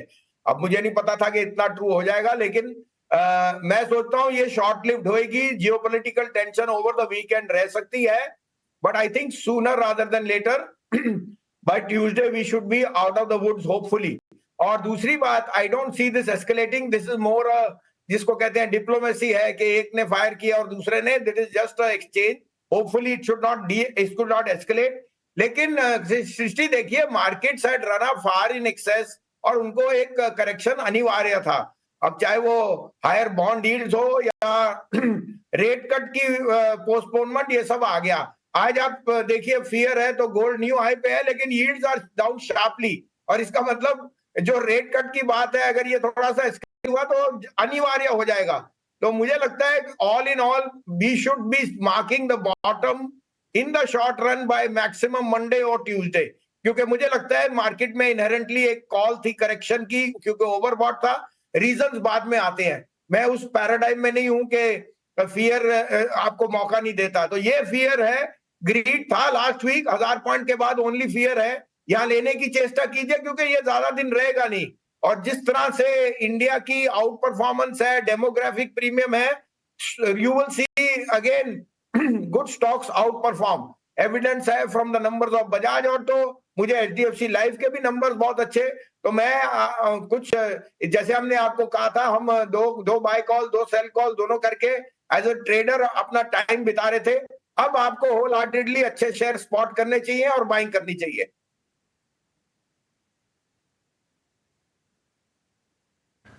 बिल्कुल। तो ये है नज़रिया बाजार पर।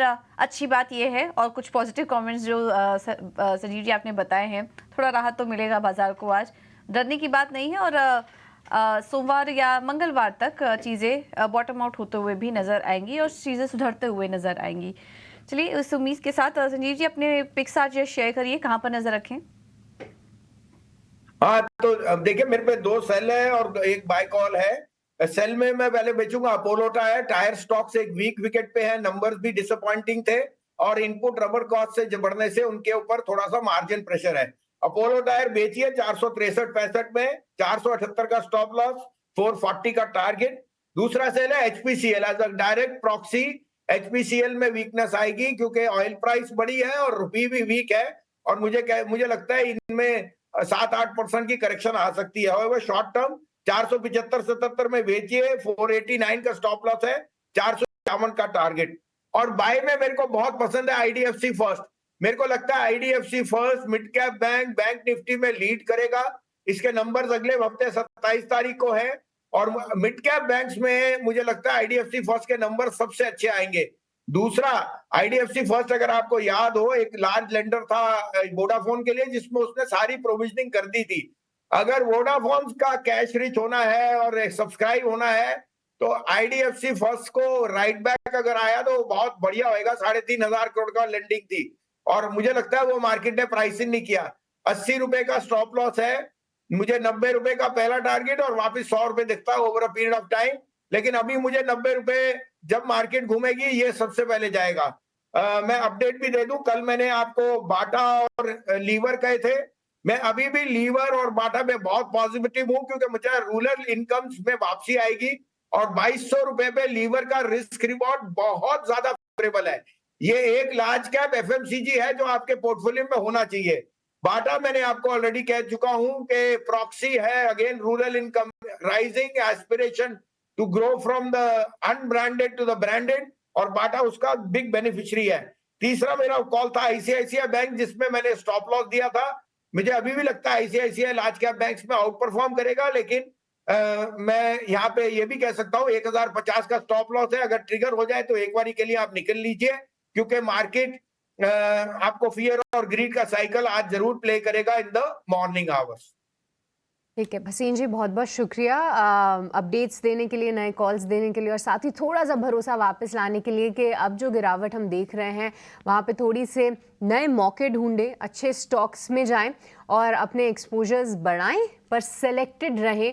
और आज के लिए भी क्या रणनीति है वो बताने के लिए पर चलिए फिर से हमारे एक्सपर्ट्स के पास चलते हैं और उनसे कुछ और स्टॉक्स चर्चा करेंगे। और संतोष, देखिए हमने बजाज ऑटो की तो बात करी, यहाँ पे पॉजिटिव अर्निंग्स के बाद होपफुली मार्केट के सेल ऑफ में वो ज़्यादा पार्टिसिपेट ना करे।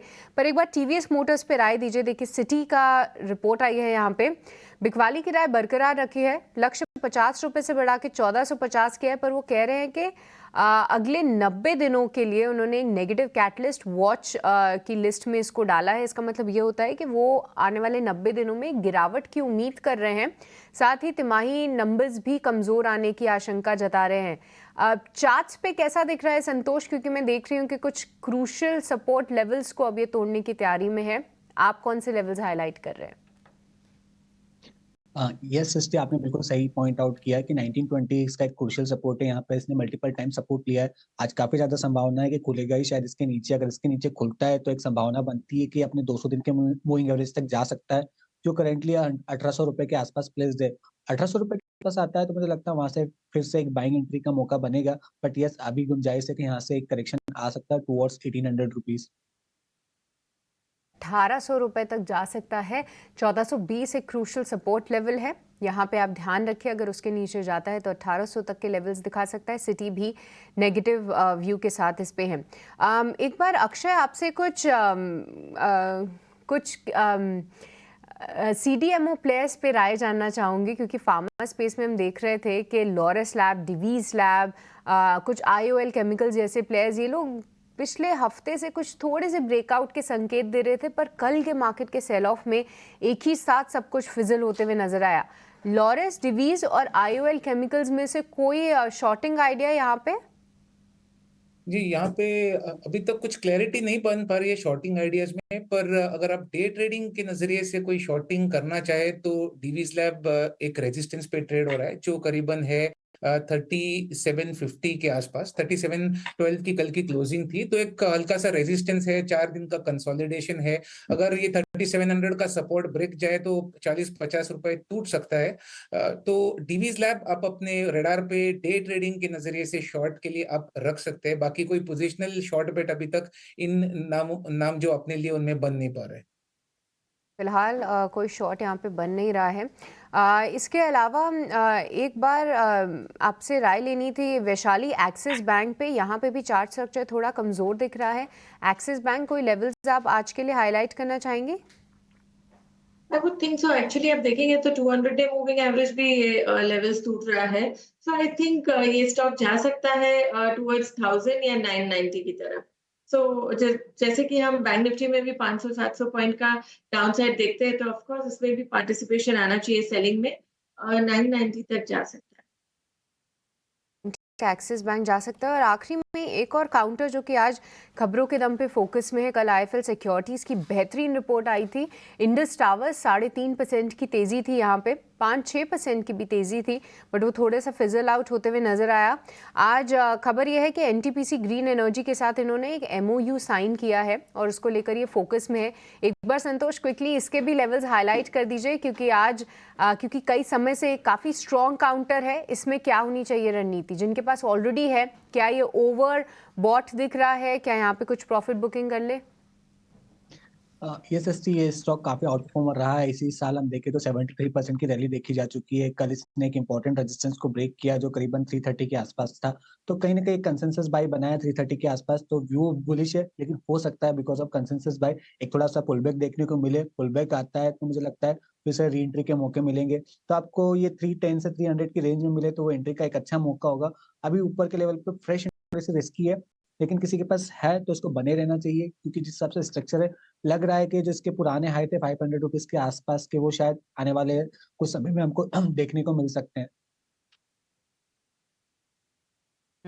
ठीक है, तो ये है सलाह इंडस टावर पर। और कल हमने देखा था कि टेलीकॉम स्टॉक्स कल फोकस में भी थे, कमज़ोर बाजार में भी ऊपर थे, तो इस पर ये सलाह।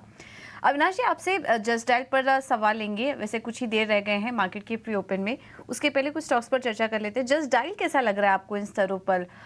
मजबूत अपडेट आए थे कंपनी की तरफ से और कल भी हमने देखा था कि 13% तक की तेज़ी यहाँ पर देखने को मिली थी। ये स्टॉक कैसा लग रहा है आपको और मौजूदा स्तर पर क्या इसमें खरीदारी करके चल सकते हैं?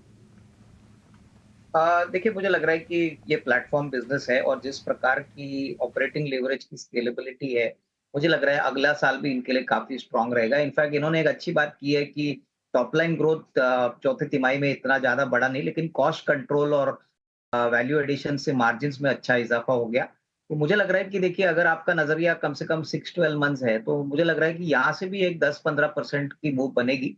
काफी नए प्रोडक्ट्स पे काम कर रही है और मुझे लग रहा है कि जिस प्रकार का ट्रैक्शन हमको आने वाले साल में दिखाई देगा नए प्रोडक्ट्स प्लस एग्जिस्टिंग प्रोडक्ट्स से, कहीं ना कहीं प्लेटफॉर्म बिजनेसेस मार्केट को भी पसंद है और यहाँ पे ऑपरेटिंग लिवरेज का भी एक पोटेंशियल इस कंपनी में है। तो आई वुड सजेस्ट दैट थोड़ा सा डिक्लाइन पे ये खरीदिए, बट डेफिनेटली करीबन 1150-1200 ये लेवल्स पॉसिबल लग रहे हैं अगर होपफुली FY25 में भी बिजनेस ट्रैक्शन कंटिन्यू।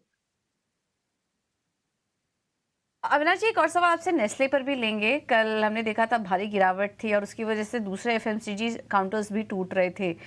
इनका जो बेबी फूड्स है उसको लेकर कुछ कंसर्न्स निकल कर आ रहे हैं और अभी क्लैरिटी आ रही है एक के बाद एक, लेकिन इस पूरी खबर को आप कैसे देख रहे हैं और इसका असर आने वाले समय में नेस्ले पर कैसा पड़ सकता है? और देखिए, प्री ओपन सेशन में भी अगर फर्स्ट टिक देखें नेस्ले में 10% गिरावट यहाँ पर नजर आ रही है, तो क्या ये दिक्कतें नेस्ले के लिए आगे और बढ़ती जाएगी? अविनाश जी, क्या नजरिया होगा आपका? और जिनकी ऑलरेडी होल्डिंग है वो भी क्या करें? नहीं, बिल्कुल। देखिए, शॉर्ट टर्म में तो डेफिनेटली नेगेटिव सरप्राइज है क्योंकि थोड़ा बहुत कॉर्पोरेट गवर्नेंस का भी इशू है। बट आपको याद होगा कि जब भी नेस्ले का मैगी नूडल्स का मामला हुआ था, तभी तो सिचुएशन और भी खराब थी। तो मुझे नहीं लगता है कि इससे कोई ये सिचुएशन उतनी खराब है और मुझे लग रहा है कि हो सकता है कि शॉर्ट टर्म में अगले 2-3 हफ्ते के लिए स्टॉक अंडर परफॉर्म करेगा। बट बाद में जैसे मैनेजमेंट रेक्टिफिकेशन मेजर्स अनाउंस करेगा, मेरे ख्याल से देखिए लंबी अवधि के लिए ऐसे शेयर्स में आपको निवेश करने के ये मौके आपको मार्केट देता है। आपको लॉन्ग टर्म पिक्चर देखना है क्योंकि कहीं ना कहीं देखिए सेरेलैक एक काफी बड़ा बेबी फूड प्रोडक्ट मार्केट में है। वो डेफिनेटली अगर इंप्रूवमेंट करते हैं तो मार्केट इसको डेफिनेटली सेंटिमेंटली एक बूस्टर शॉट समझेगा। थोड़ा सा समय अंडर परफॉर्मिंग जरूर रहेगा, लेकिन लॉन्गर टर्म के लिए जिनको अपने पोर्टफोलियो में ऐड करना है, ये बहुत ही अच्छा विकल्प है अगले 1.5-2 साल के लिए। तो अगली 1.5 से 2 साल की, यानी कि लॉन्ग टर्म के लिए अगर व्यू रखेंगे तो कोई दिक्कत वाली बात नहीं है। शॉर्ट टर्म में खबर का इम्पैक्ट नजर आएगा। तो अगर आप ट्रेडर हैं, शॉर्ट टर्म निवेशक हैं, तब आप इस बात का थोड़ा ध्यान रखिए और अपने स्टॉप लॉसेस का भी ध्यान रखिए। चलिए अब सीधे चलते हैं शरद के पास और उनसे जान लेते हैं 9 बजे के नवरत्न स्टॉक्स। जी बिल्कुल, तो पहला स्टॉक रहेगा इन्फोसिस। यहाँ पे जो है चौथे तिमाही के नतीजे कमज़ोर आए हैं और ऑलमोस्ट सारे पैरामीटर्स में कहेंगे कि एनालिस्ट एस्टिमेट को मिस किया है। हालांकि जो रेवेन्यू और मार्जिन गाइडेंस है वो FY25 के लिए दोनों में ही कट की अनाउंसमेंट की गई है। और एक ही पॉजिटिव चीज़ कॉन कॉल से आया है, वो है BFSI सेगमेंट की जो उनकी डिमांड इंक्वायरीज है FY25 में बेहतरीन देखने मिल सकती है अगर आप कंपेयर करें FY24 से। बट ओवरऑल ADR में भी थोड़ी सी कट हमने ज़रूर देखा था। बजाज ऑटो के नतीजे भी है, Q4 नंबर स्ट्रॉन्ग आए हैं और इम्पॉर्टेंटली बुलिश कमेंट्री भी उनको देखने मिली है, स्पेशली उनको एक्सपोर्ट्स रिलेटेड प्रोडक्ट्स को लेके। और जो EV लॉन्च की एक्सपेक्टेड है बजाज चेतक की, उसकी भी लॉन्च को लेके कमेंट्री स्ट्रॉन्ग आई है। ICICI सिक्योरिटीज़ भी फोकस में रहेगा। चौथे तिमाही के नतीजे जो है स्ट्रॉन्ग आए हैं और कंपनी ने 17 रुपये का जो है इंटरिम डिविडेंड दिया है। और जो मैनेजमेंट में जो उनके MD CEO हैं विक्रम चांडोक, उनको रीअपॉइंट किया गया है अगले 3 साल के लिए। एक्सिस बैंक हमारा चौथा स्टॉक रहेगा। कंपनी रिजल्ट्स तो घोषित करेगी अप्रैल 24 में, लेकिन कंपनी फंड रेज की भी जो है बातचीत होगी बोर्ड मीटिंग में। तो इसके कारण जो है स्टॉक में आज मोमेंटम भी देखने मिल सकता है। और एक बाजार का एक्सपेक्टेशन कि अगर 15 से 20 हज़ार करोड़ फंड रेज आती है तो लगभग 7% का इक्विटी डाइल्यूशन आ सकता है। हमारा पांचवा स्टॉक रहेगा GMR एयरपोर्ट्स। यहाँ पे सिर्फ मार्च का अपडेट कंपनी ने दिया है और यहाँ पे जो टोटल पैसेंजर्स मूव किए उनके सारे एयरपोर्ट्स में, वो 12 करोड़ का आंकड़ा है और ये 20% ईयर ऑन ईयर बेसिस पे ग्रो किया है। और डोमेस्टिक और इंटरनेशनल दोनों ही सेगमेंट्स में जो है एक अच्छी ग्रोथ आई है। हमारा छठवां स्टॉक रहेगा गोकुलदास एक्सपोर्ट्स। 600 करोड़ का QIP इशू जो है खुल गया है। फ्लोर प्राइस 800 रुपये प्रति शेयर है, लगभग 2% डिस्काउंट पे करंट मार्केट प्राइस से। और इंडिकेटिव प्राइस जो है 5% तक का डिस्काउंट सेबी रेगुलेशन से मिल सकता है। हमारा सातवां स्टॉक रहेगा वोडाफोन आइडिया। देश का सबसे बड़ा FPO 18,000 करोड़ का। पहले दिन के सब्सक्रिप्शन लगभग 29% का हुआ है और ये जो सब्सक्रिप्शन है ये 22 अप्रैल तक चलेगा। हमारा आठवां स्टॉक वो है बिग बोल्ड ब्रोकरेज। फोकस में रहेगा TVS मोटर्स। सिटी की रिपोर्ट आई है, मेंटेन सेल रखा है और जो टारगेट प्राइस है उसको थोड़ा सा हाइक किया 50 रुपये से 1450 रुपये का टारगेट प्राइस है। और वो एक्सपेक्ट करे कि जो अगले 90 दिन में जो है स्टॉक में जो है थोड़ी सी सेलिंग प्रेशर आ सकती है। तो एक नेगेटिव कैटलिस्ट वॉच होता है, वो एक उन्होंने स्टेटमेंट दी है, क्योंकि जो इलेक्ट्रिक 2 व्हीलर सेगमेंट है वहाँ पे कंपटीशन बढ़ रही है और जो चौथे तिमाही के नतीजे हैं वो कमज़ोर आ सकते हैं, उसका अनुमान है। हमारा आखिरी स्टॉक खबर जो फोकस में रहेगा और इसमें जो है टोरेंट पावर फोकस में रहने वाला है। और हमारे जो चैनल चेक से पता चल रहा है कि कंपनी जो है LNG की जो टाइप्स होती है उसकी इंक्वायरीज़ में बढ़त देखने मिल रहा है और कंपनी जो है एक पावर परचेज एग्रीमेंट साइन कर सकती है। ये इसलिए हो रहा है क्योंकि जो समर सीज़न है और रिसेंटली गैस बेस्ड कंपनीज़ भी आए थे पावर के, जहाँ पे वो सप्लाई कर सकते हैं जो पावर डेफिसिट को कंप्लीट करने के लिए। तो उसके कारण जो है एक पॉजिटिव मोमेंटम स्टॉक में देखने मिल सकता है, क्योंकि जो सेक्शन अनाउंसमेंट आई थी तो उसके कारण इनके अर्निंग्स कैप हो गए थे, तो स्टॉक में सेलिंग प्रेशर आया था। तो उसके कारण जो है वो और करार करे, जहाँ पे पावर परचेज एग्रीमेंट रहेगा तो उनकी अर्निंग्स बरकरार रहेगी। ये है टोटल इम्पैक्ट टोरेंट पावर के लिए। तो ये 9 स्टॉक्स हैं जिसको आज फोकस में रखना होगा। आज के नवरत्न शेयर्स और उनका रिएक्शन भी हम जैसे जैसे शरद खबर बता रहे थे उसका रिएक्शन भी हम स्टॉक्स में देख रहे हैं। प्री ओपन सेशन में ये कुछ खबर है जिस पर कि आपको नज़र रखनी है। लेकिन इस बीच बाजार पर नज़र डालें तो निफ्टी कमज़ोरी के साथ खुलने के संकेत दे रहा है, लेकिन ज़्यादा बड़ी गिरावट फ़िलहाल नज़र नहीं आ रही है। थोड़ी देर मार्केट को यहाँ पर सेटल होने देते हैं और IT स्टॉक्स में हम देख रहे हैं कि कमज़ोरी बनी हुई है, थोड़ा सेटल होने देते हैं, फिर आगे समझेंगे कि बाजार में क्या करें। लेकिन इस बीच हमारे साथ एंजल वन से देवांग शाह भी जुड़ चुके हैं। देवांग जी, थैंक यू सो मच, बहुत बहुत स्वागत है आपका 18 हाउस स्वदेश पर। क्या नज़रिया बन रहा है सर बाजार का आज के पूरे ग्लोबल सिनेरियो को देखते हुए? क्या कुछ चिंता वाली बात है? मार्केट की चाल आप कैसे देख रहे हैं? और ऐसे में कहीं मौके देखेंगे आप खरीदारी करने की या फिर ट्रेंड के साथ जाएंगे और शॉर्ट में मौके देख रहे हैं यहाँ पर? Very good morning. ओवरऑल बात करें निफ्टी की तो डेफिनेटली कल हमें जिस तरीके से मार्केट में वापस करेक्शन देगा फर्दर यहाँ पे डेप्थ देखने मिल सकता है और 21,700 के अराउंड एक सपोर्ट है निफ्टी फ्यूचर के लिए। रेजिस्टेंस की बात करें 22,150 22,200 एक स्ट्रॉन्ग रेजिस्टेंस फेस कर रहा है। तो यहाँ पे सजेशन रहेगा कि वॉलेटिलिटी आगे भी देखने मिल सकती है। तो ट्रेडर्स अपनी जो भी ट्रेडर्स है वो अपनी पोजीशन एक प्रॉपर एक स्ट्रिक्ट स्टॉप लॉस से काम करे मार्केट में। ठीक है, स्टॉप लॉसेस से काम कर। कोई शेयर्स हैं आपके दिमाग, कोई शेयर्स सजेस्ट करोगे? Buy sell either selling side रहेगा। स्टॉक स्पेसिफिक बात करें तो फर्स्ट स्टॉक यहाँ सिप्ला सेल करने की सलाह रहेगी। ओवरऑल चार्ट स्ट्रक्चर देख रहे थे, डेली चार्ट पे डबल टॉप फॉर्मेशन बनाए, इवन सपोर्ट भी स्टॉक ने ब्रेक किया तो फर्दर यहाँ से और भी करेक्शन देखने मिल सकता है। 1315 तक के टारगेट देखने मिल सकते हैं। यहाँ स्टॉप लॉस रखते हैं 1380 का। और एक स्टॉक रहेगा बजाज फाइनेंस, ये भी सेल साइड की कैंडिडेट है। ओवरऑल बात करें बजाज फाइनेंस की तो बजाज फाइनेंस में जो ट्रेंड है वो नेगेटिव ट्रेंड है। स्टॉक में और फर्दर करेक्शन हमें लगता है कि देखने मिल सकता है। स्टॉप लॉस रखना है 7000 का, टारगेट है 6750। ठीक है, दोनों आज गैप के साथ भी खुल रहे हैं। दोनों के चार्ट्स हमने आपको स्क्रीन पे भी दिखा दिए हैं। तो सिप्ला और एक बजाज फाइनेंस, दो शेयर ऐसे हैं जो देवांग कह रहे हैं कि बेचने हैं, यहाँ से भी बेचे जा सकते हैं। वो कह रहे हैं होगी। स्टॉप लॉसेस आपको ध्यान से रखना है, ये बात अब तक कुछ चर्चा में उनसे पता लगी है। ठीक जी, आगे बढ़े। कुछ एक और शेयर जरा चेक करवा ले, दो चार बड़े शेयर उसके बारे में भी ले लेते हैं पता कि उन शेयर्स में क्या होगा, क्योंकि उन्हीं की बदौलत ही बाजार रुकेगा, कहने से नहीं रुकेगा। बाजार को रोकने के लिए शेयर्स चाहिए और करना पड़ेगा काम उसके लिए।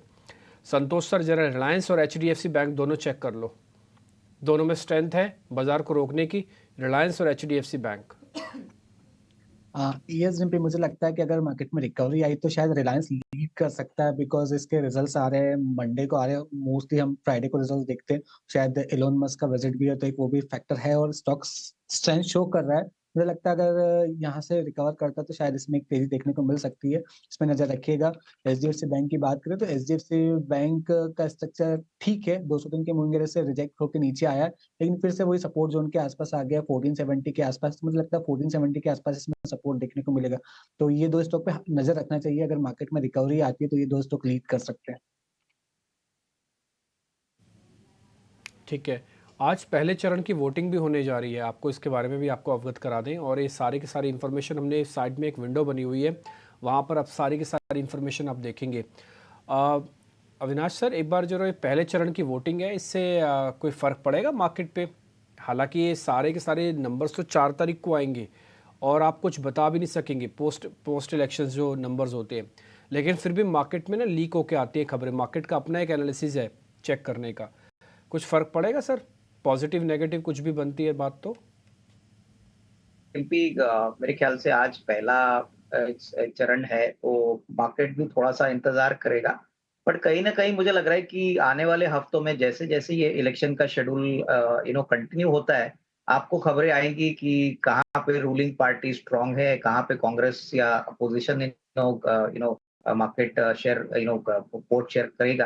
बट ओवरऑल मुझे लग रहा है कि मार्केट में वॉलेटिलिटी बढ़ेगी। देखिए, जब भी इलेक्शन होते हैं और मेरे ख्याल से ऐसे इलेक्शन का शेड्यूल चलता है तो कहीं ना कहीं वॉलेटिलिटी काफी शार्प होती है, both on the upside and downside. आज के पहले दिन के रिजल्ट्स के मेरे ख्याल से अनुमान आपको शायद संडे को या अगले हफ्ते मिलेंगे, तो थोड़ा बहुत इंतजार करिए, तभी मेरे ख्याल से वॉलेटिलिटी प्ले आउट होगी। आज तो पहले इलेक्शन का शेड्यूल कंप्लीट होने के बाद ही हमको असेसमेंट होगा कि किस प्रकार का ट्रेंड मार्केट वोटिंग के पैटर्न में देगा।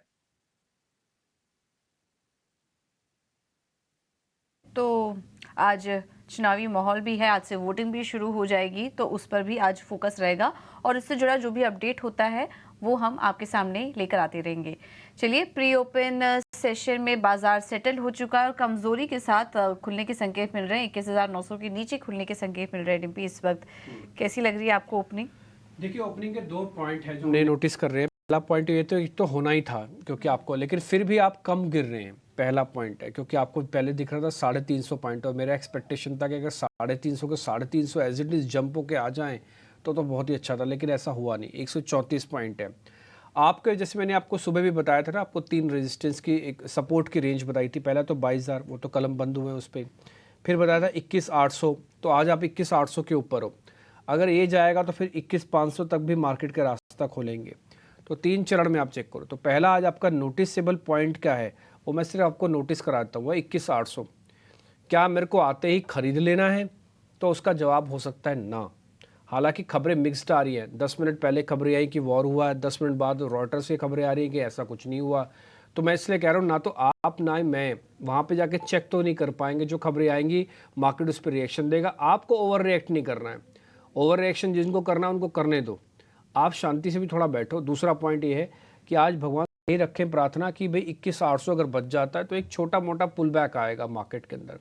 ठीक, एक और चीज़ जरा इन्फोसिस टीसीएस दोनों दिखा देना स्क्रीन पर, इन्फोसिस और टीसीएस, फिर मैं जरा बैंक निफ्टी पे आऊँगा।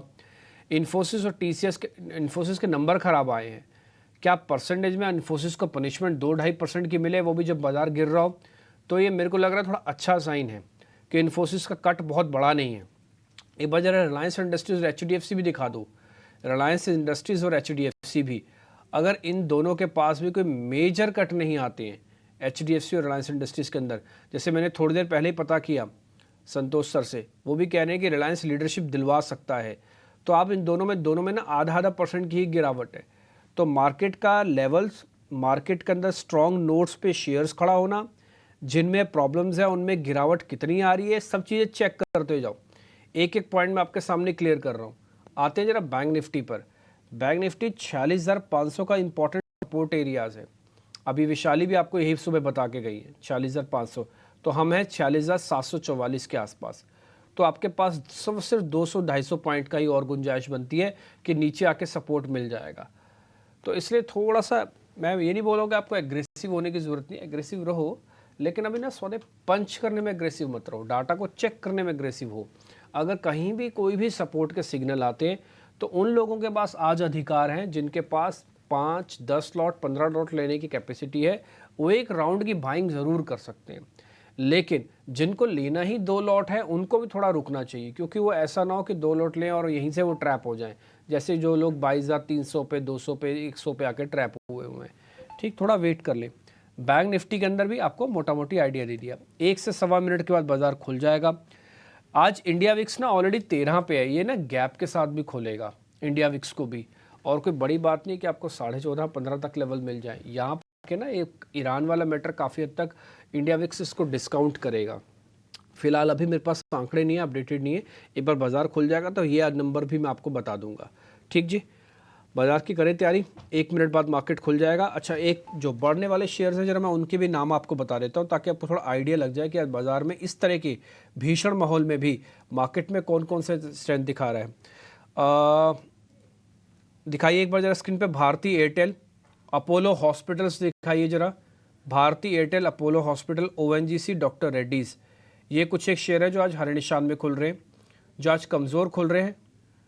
Tata consumers, Infosys, NTPC, BPCL, ये कुछ एक शेयर्स हैं। बाजार खुल भी रहा है। निकुल सर भी हमारे साथ जुड़ गए हैं और आज वो बीएससी से है, यानी कि बॉम्बे स्टॉक एक्सचेंज से। निकुल सर, हम आपको देख पा रहे हैं, आई होप हमारी आवाज़ आपको आ रही होगी। It's a rarity when you are actually standing with legends who have seen the twist and the turns and the peak and the turfs of Indian stock market. It is my pleasure and an honor to welcome Mr. K.K. Mistry and Mr. Kothari and the CEO and Managing Director of BSE for the BSE Day. Now, Mr. Hemendra Kothari's great-grandfather was the founding member of BSE Native Stock Exchange. So we'll have to take the clock all the way back to 150 saal. That is the association. 1875. Yes. Actually, officially. But okay, sir. Let's ring the bell and then we'll take the conversation forward. I think it's almost the time right now. So we are just going to ring the bell, and this is a very special and a very momentous day for us. We want to take the conversation forward. We'll take the clock back. We'll take the clock forward. We'll talk about the present. But all that right after this, bell opening ceremony. The countdown actually started. There you go. 8, 7, 6, 5, 4, 3, 2, 1.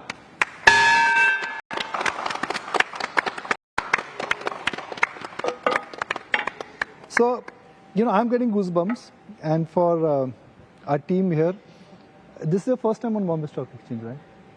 Couple of times before, but yeah, properly on the stage here for the first time. Yeah. So if a pedestal of legends has to be made, I'm sure, sir, you'll agree with me, Hemendra Kothari and Mr. K.K. Mistry, 2 names will always be there. Of course. And if history of India has to be narrated, this room, which is the Badla room or really the trading floor, it was the outcry system which used to be here, it really captures. So we will go down the memory lane, we'll talk about the present, and then we'll navigate into future. But that's right after this quick hand back to the studio, and then we'll get ready for the panel discussion. But for the moment, markets are down today, so I'll give it back to Anisha and Avan to take it forward. ठीक है, तो यहाँ पे आप देख पा रहे हैं निकुल सर, BSE डे आज मना रहे हैं और साथ ही आप बॉम्बे स्टॉक एक्सचेंज की तस्वीरें भी देख पा रहे थे, अन्य व्यक्ति भी आपको वहाँ पे दिखे होंगे। खैर मैं आपको फिर से मार्केट्स की ओपनिंग पे लेके चलता हूँ। 170 पॉइंट का डिप लगा अभी शुरुआत में, ये बहुत गंभीर नहीं लग रहा, अभी तो शुरुआत में नहीं लग रहा। हालांकि 200-250 शेयर ही हैं, लेकिन फिर भी थोड़ा रुक के हमको काम करना पड़ेगा। ऐसा नहीं है कि आप एग्रेशन में आ जाओ, उन लोगों का अधिकार है जिनको ज़्यादा माल लेना होता है तो एक राउंड का ले सकते हैं। आपको मैं दिखाऊँ, इंडिया विक्स 10% ऊपर है। यही मेरे को नोटिस कराना था कि इंडिया विक्स कितना फियर लेके चल रहा है, तो 10% ऊपर है तो इंडिया विक्स के अंदर। तो अभी 14.5 पे आ चुका है, 15 के आसपास मेरे को लग रहा है काफ़ी हद तक चीज़ें इंडिया विक्स डिस्काउंट करवा देगा।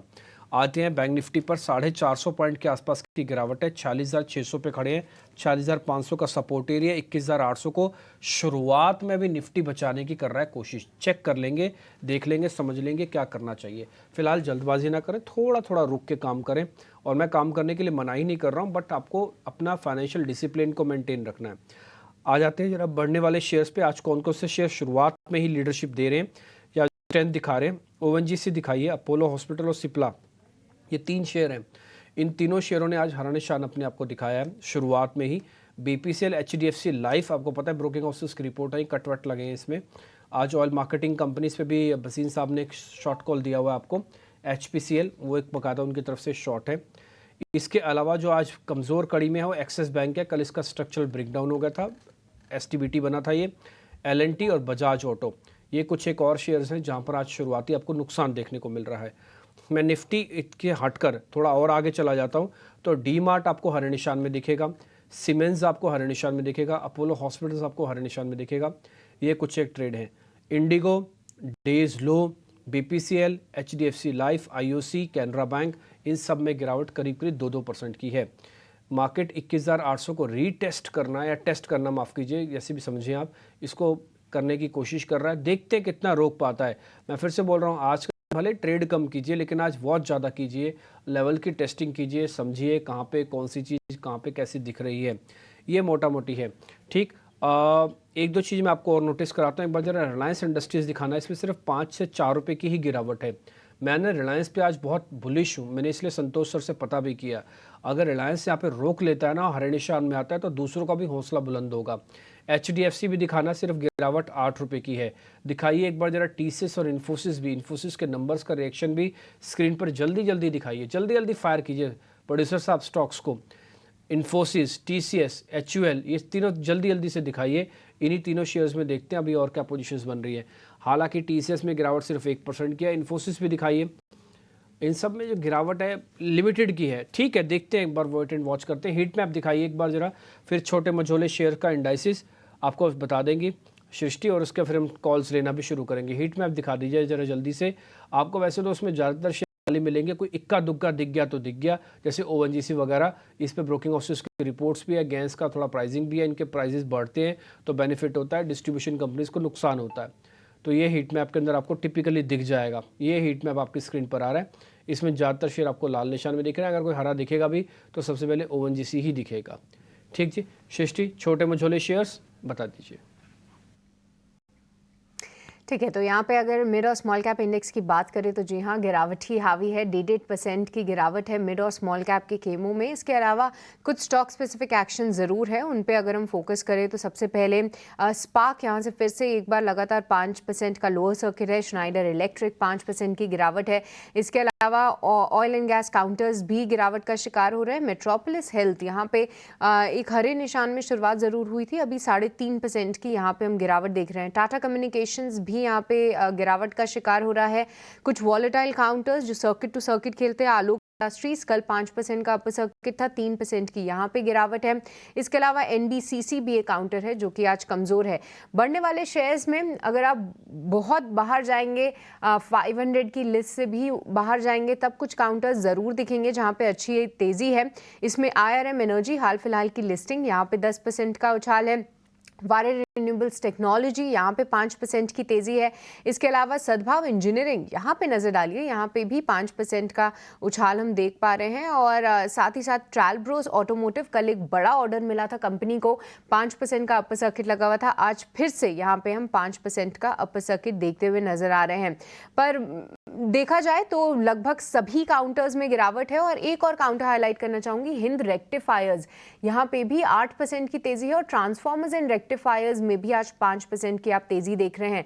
तो ये रेक्टिफायर्स वाले जो काउंटर्स हैं, यहाँ पे आज एक अच्छा उछाल हम मार्केट के गिरावट में भी आते हुए देख रहे हैं। पूजा। बिल्कुल, तो कल भी हम देख रहे थे कि पावर रेक्टिफायर स्टॉक्स में तेज़ी थी, आज भी वो स्ट्रेंथ दिखा रहे हैं। डिफेंसिव स्टॉक्स थोड़ी स्ट्रेंथ दिखा रहे हैं, फार्मा जैसे स्टॉक्स ऊपर हैं आज। और जहां पर खबरें अच्छी हैं, पॉजिटिव हैं, वो स्टॉक भी आज ज़्यादा नहीं टूट रहे हैं। तो उन स्टॉक्स पर आप नज़र रखिए आगे के लिए। लेकिन ओवरऑल मार्केट में, ब्रॉडर मार्केट में बिकवाली हावी है। मिड कैप इंडेक्स में 1000 अंकों की गिरावट, निफ्टी 200 अंक टूट चुका है। बैंक निफ्टी में भी कमजोरी इस वक्त देखने को मिल रही है। ऐसे में ट्रेडिंग के मौके कहाँ हैं, क्विकली आपके सामने कुछ ओपनिंग ट्रेड्स रखेंगे हमारे एक्सपर्ट बने हुए हमारे साथ। संतोष जी, सबसे पहले आपसे जानेंगे, कहीं ट्रेड के मौके देख रहे हैं आप? उसके पहले एक और चीज़ हाईलाइट कर लेते हैं, इंडिया विक्स 10% से ज़्यादा की तेज़ी दिखा रहा है। ये भी एक अपडेट आपके लिए। संतोष जी बताइए आपके ट्रेडिंग कॉल्स। यस, मेरी नज़र वैसे रिलायंस पे ही रहेगी। मैं रिलायंस पे बैट लेना चाहूँगा, जैसा डिम्पी ने भी कहा, स्ट्रेंथ और इसके अर्निंग्स आने वाले मंडे को, और स्ट्रक्चर भी अच्छा है। तो मेरे हिसाब से रिलायंस में खरीदारी करना चाहिए। 2900 का आप स्टॉप लॉस मेंटेन कीजिए। ऊपर में जो टारगेट आएंगे वो आज मुझे लगता है अगर रिकवरी आती तो आज 2960 तक की अपसाइड देखने को मिल सकती है। बिल्कुल, बाजार में कमजोरी है, रिलायंस में मौके बन जाते हैं एंट्री लेने के लिए। संतोष जी सलाह भी दे रहे हैं, नतीजों के पहले आप इस स्टॉक पर नजर रख सकते हैं। देवांग जी, आपकी नजर कहाँ है, किन स्टॉक्स पर है? तो कॉल सेलिंग की बात की, बजाज फाइनेंस और सिप्ला, उसी पे रहना चाहूंगा। यहाँ पे ज्यादा कॉल्स देने का आज अवॉइड करना चाहूंगा। ओके, तो फिलहाल अभी कोई ट्रेड नहीं देख रहे हैं। बजाज फाइनेंस जो उन्होंने कॉल दी थी उसी पर स्टिक है, और थोड़ी देर वेट करते हैं। मार्केट को खुले हुए अभी 5 मिनट हुए, थोड़ा सेटल होने देते हैं, उसके बाद कुछ और भी ट्रेड्स हम समझने की कोशिश करेंगे।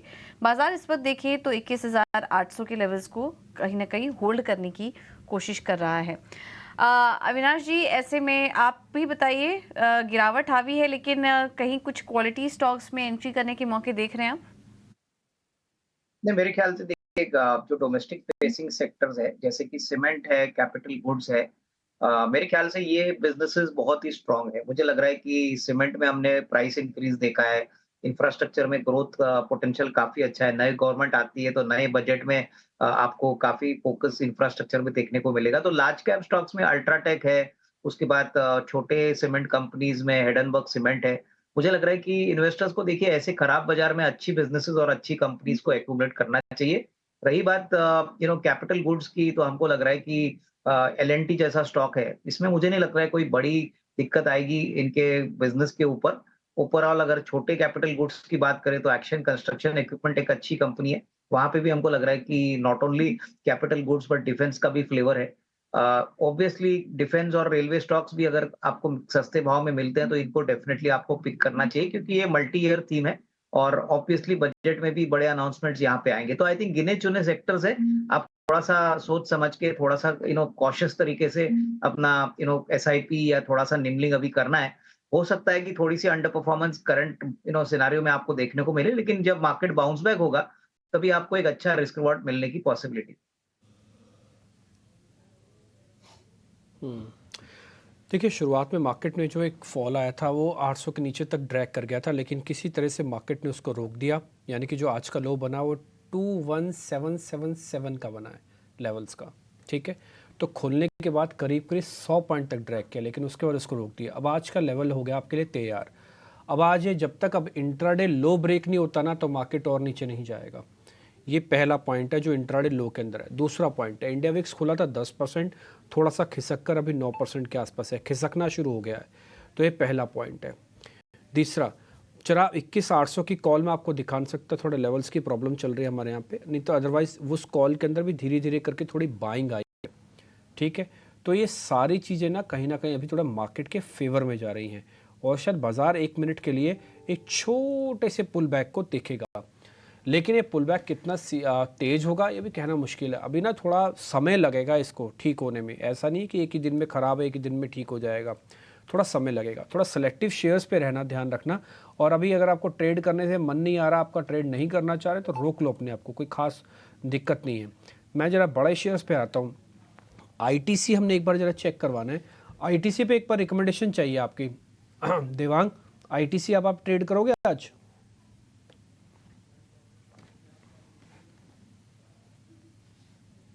आईटीसी की बात करें, डेफिनेटली स्टॉक ने एक सपोर्ट लिया है, इंट्राडे सपोर्ट लिया है, स्टॉक में फर्दर एक मूवमेंट दिख सकता है, अराउंड 440 तक के जोन है वो देखने मिल सकता है। जहां तक स्टॉप लॉस की बात करें, 410 का एक स्टॉप लॉस मेंटेन रखना चाहिए और इसमें बने रह सकते हैं, न्यू एंट्री भी इनिशिएट कर सकते हैं। ठीक है, एक दो शेयर में और पता करने। संतोष सर, अभी आपने रिलायंस के बारे में जिक्र किया है, एक सन फार्मा और है, ये आप देखोगे क्या? सन फार्मा आज थोड़ा डिफेंसिव शेयर, सिप्ला सन फार्मा आए हैं। देवांग, आपकी वो सिप्ला वाली कॉल नहीं चल रही है आज? अभी वो माइनस आपने बताया था ना, वो तो अभी शुरुआत में माइनस नहीं हुआ उसमें। एक बार जरा सन फार्मा आप चेक करना संतोष सर। यस सर, डिम्पी, सन फार्मा एक इंपॉर्टेंट सपोर्ट लेवल के आसपास है, 1500 का एक सपोर्ट है, ऑप्शन के डेटा के हिसाब से भी 1500 एक बेस है। तो अगर 1500 प्रोटेक्ट करने में कामयाब हो जाता है तो एक बाउंस बैक हमको 1560 1580 तक देखने को मिल सकता है। तो रिस्क रिवॉर्ड फेवरेबल है, आप 1495 का स्टॉप लॉस लगाकर सन फार्मा में खरीदारी कर सकते हैं। एक आपको मैं F&O वाले शेयर्स भी दिखाता हूँ, एक बार जरा वो वाली प्लेट दिखाना जिसमें एडवांस डिक्लाइन आता है F&O के शेयर्स की, तो आपको पता लगेगा शॉर्टिंग फिर से काफ़ी गंभीर हुई है। ये कल भी शॉर्टिंग हुई थी बाजार के अंदर, आज भी आपको शेयर्स के अंदर शॉर्टिंग दिखेगी। 170 शेयर हैं और एडवांसेस सिर्फ 9 ही शेयर हैं। F&O का बड़ा चंक, बहुत बड़ा चंक, मैं बोलूँगा 180 शेयर आपको दिख रहे होंगे, 180 181 शेयर जो डेरिवेटिव्स के अंदर है, उसमें से बड़ा चंक आप देख पा रहे हैं नेगेटिव है। तो ये एक बॉटम बनाने के काम भी आता है। आप कितना दबाओगे भाई, ये 9 शेयरों में से भी पैसा ले जाओ तो फिर जीरो हो जाएगा F&O का, है ना। तो उसके बाद तो और किसको तोड़ोगे, तो और ड्रैग ही करोगे फिर तो इसलिए यहाँ पर आके ना एक बॉटम ढूंढने की कोशिश होगी, क्योंकि लेवल्स रुक रहे हैं, ये लेवल्स 21,800 के आसपास, इसलिए मैंने आपको सिर्फ नोटिस करवाया। ठीक है, अब मैं ज़रा लॉन्ग पोजीशंस वाला दिखाता हूँ। इस 10 में से भी कौन कौन महारथी हैं जो आज बढ़िया से ट्रेड कर रहे हैं, चल रहे हैं ऊपर। एक बार ज़रा दिखाएं आप इंडस टावर को भी, इंडस टावर। ओके ठीक है, एक बार पैनल डिस्कशन हो रहा है। BSc डे आज हम सेलिब्रेट कर रहे हैं। पहले सीधा निकुल सर के पास चलते हैं, सीधा BSc कैंपस में। Asset management, HDFC Credila, venture capital, real estate, all of that. So if you take the total market capitalization of the listed companies in the group at the time of the merger, it was about $175 billion. Wow. That was the kind of wealth we created. If you ask me what was it that contributed to that, I would say number one, truly the highest standards of governance. We were willing to compromise on people not being very efficient, not being very great in their job, but even the slightest, even the tiniest question on governance would never ever be tolerated. So that I would say would be one principle. Second principle is we kept the head count very low, very small. We didn't have too many people. For an asset base as big as ours, we had just about 4,500 employees in HDFC Limited at the time of the merger. We invested a lot in technology and systems, and we kept an atmosphere in the company which was free of politics.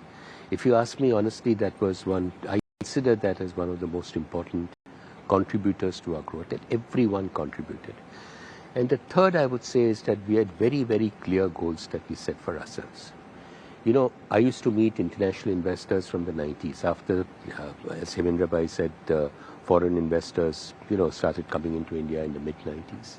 And I used to continuously meet these investors. And in the 90s, late 90s, we had no competition.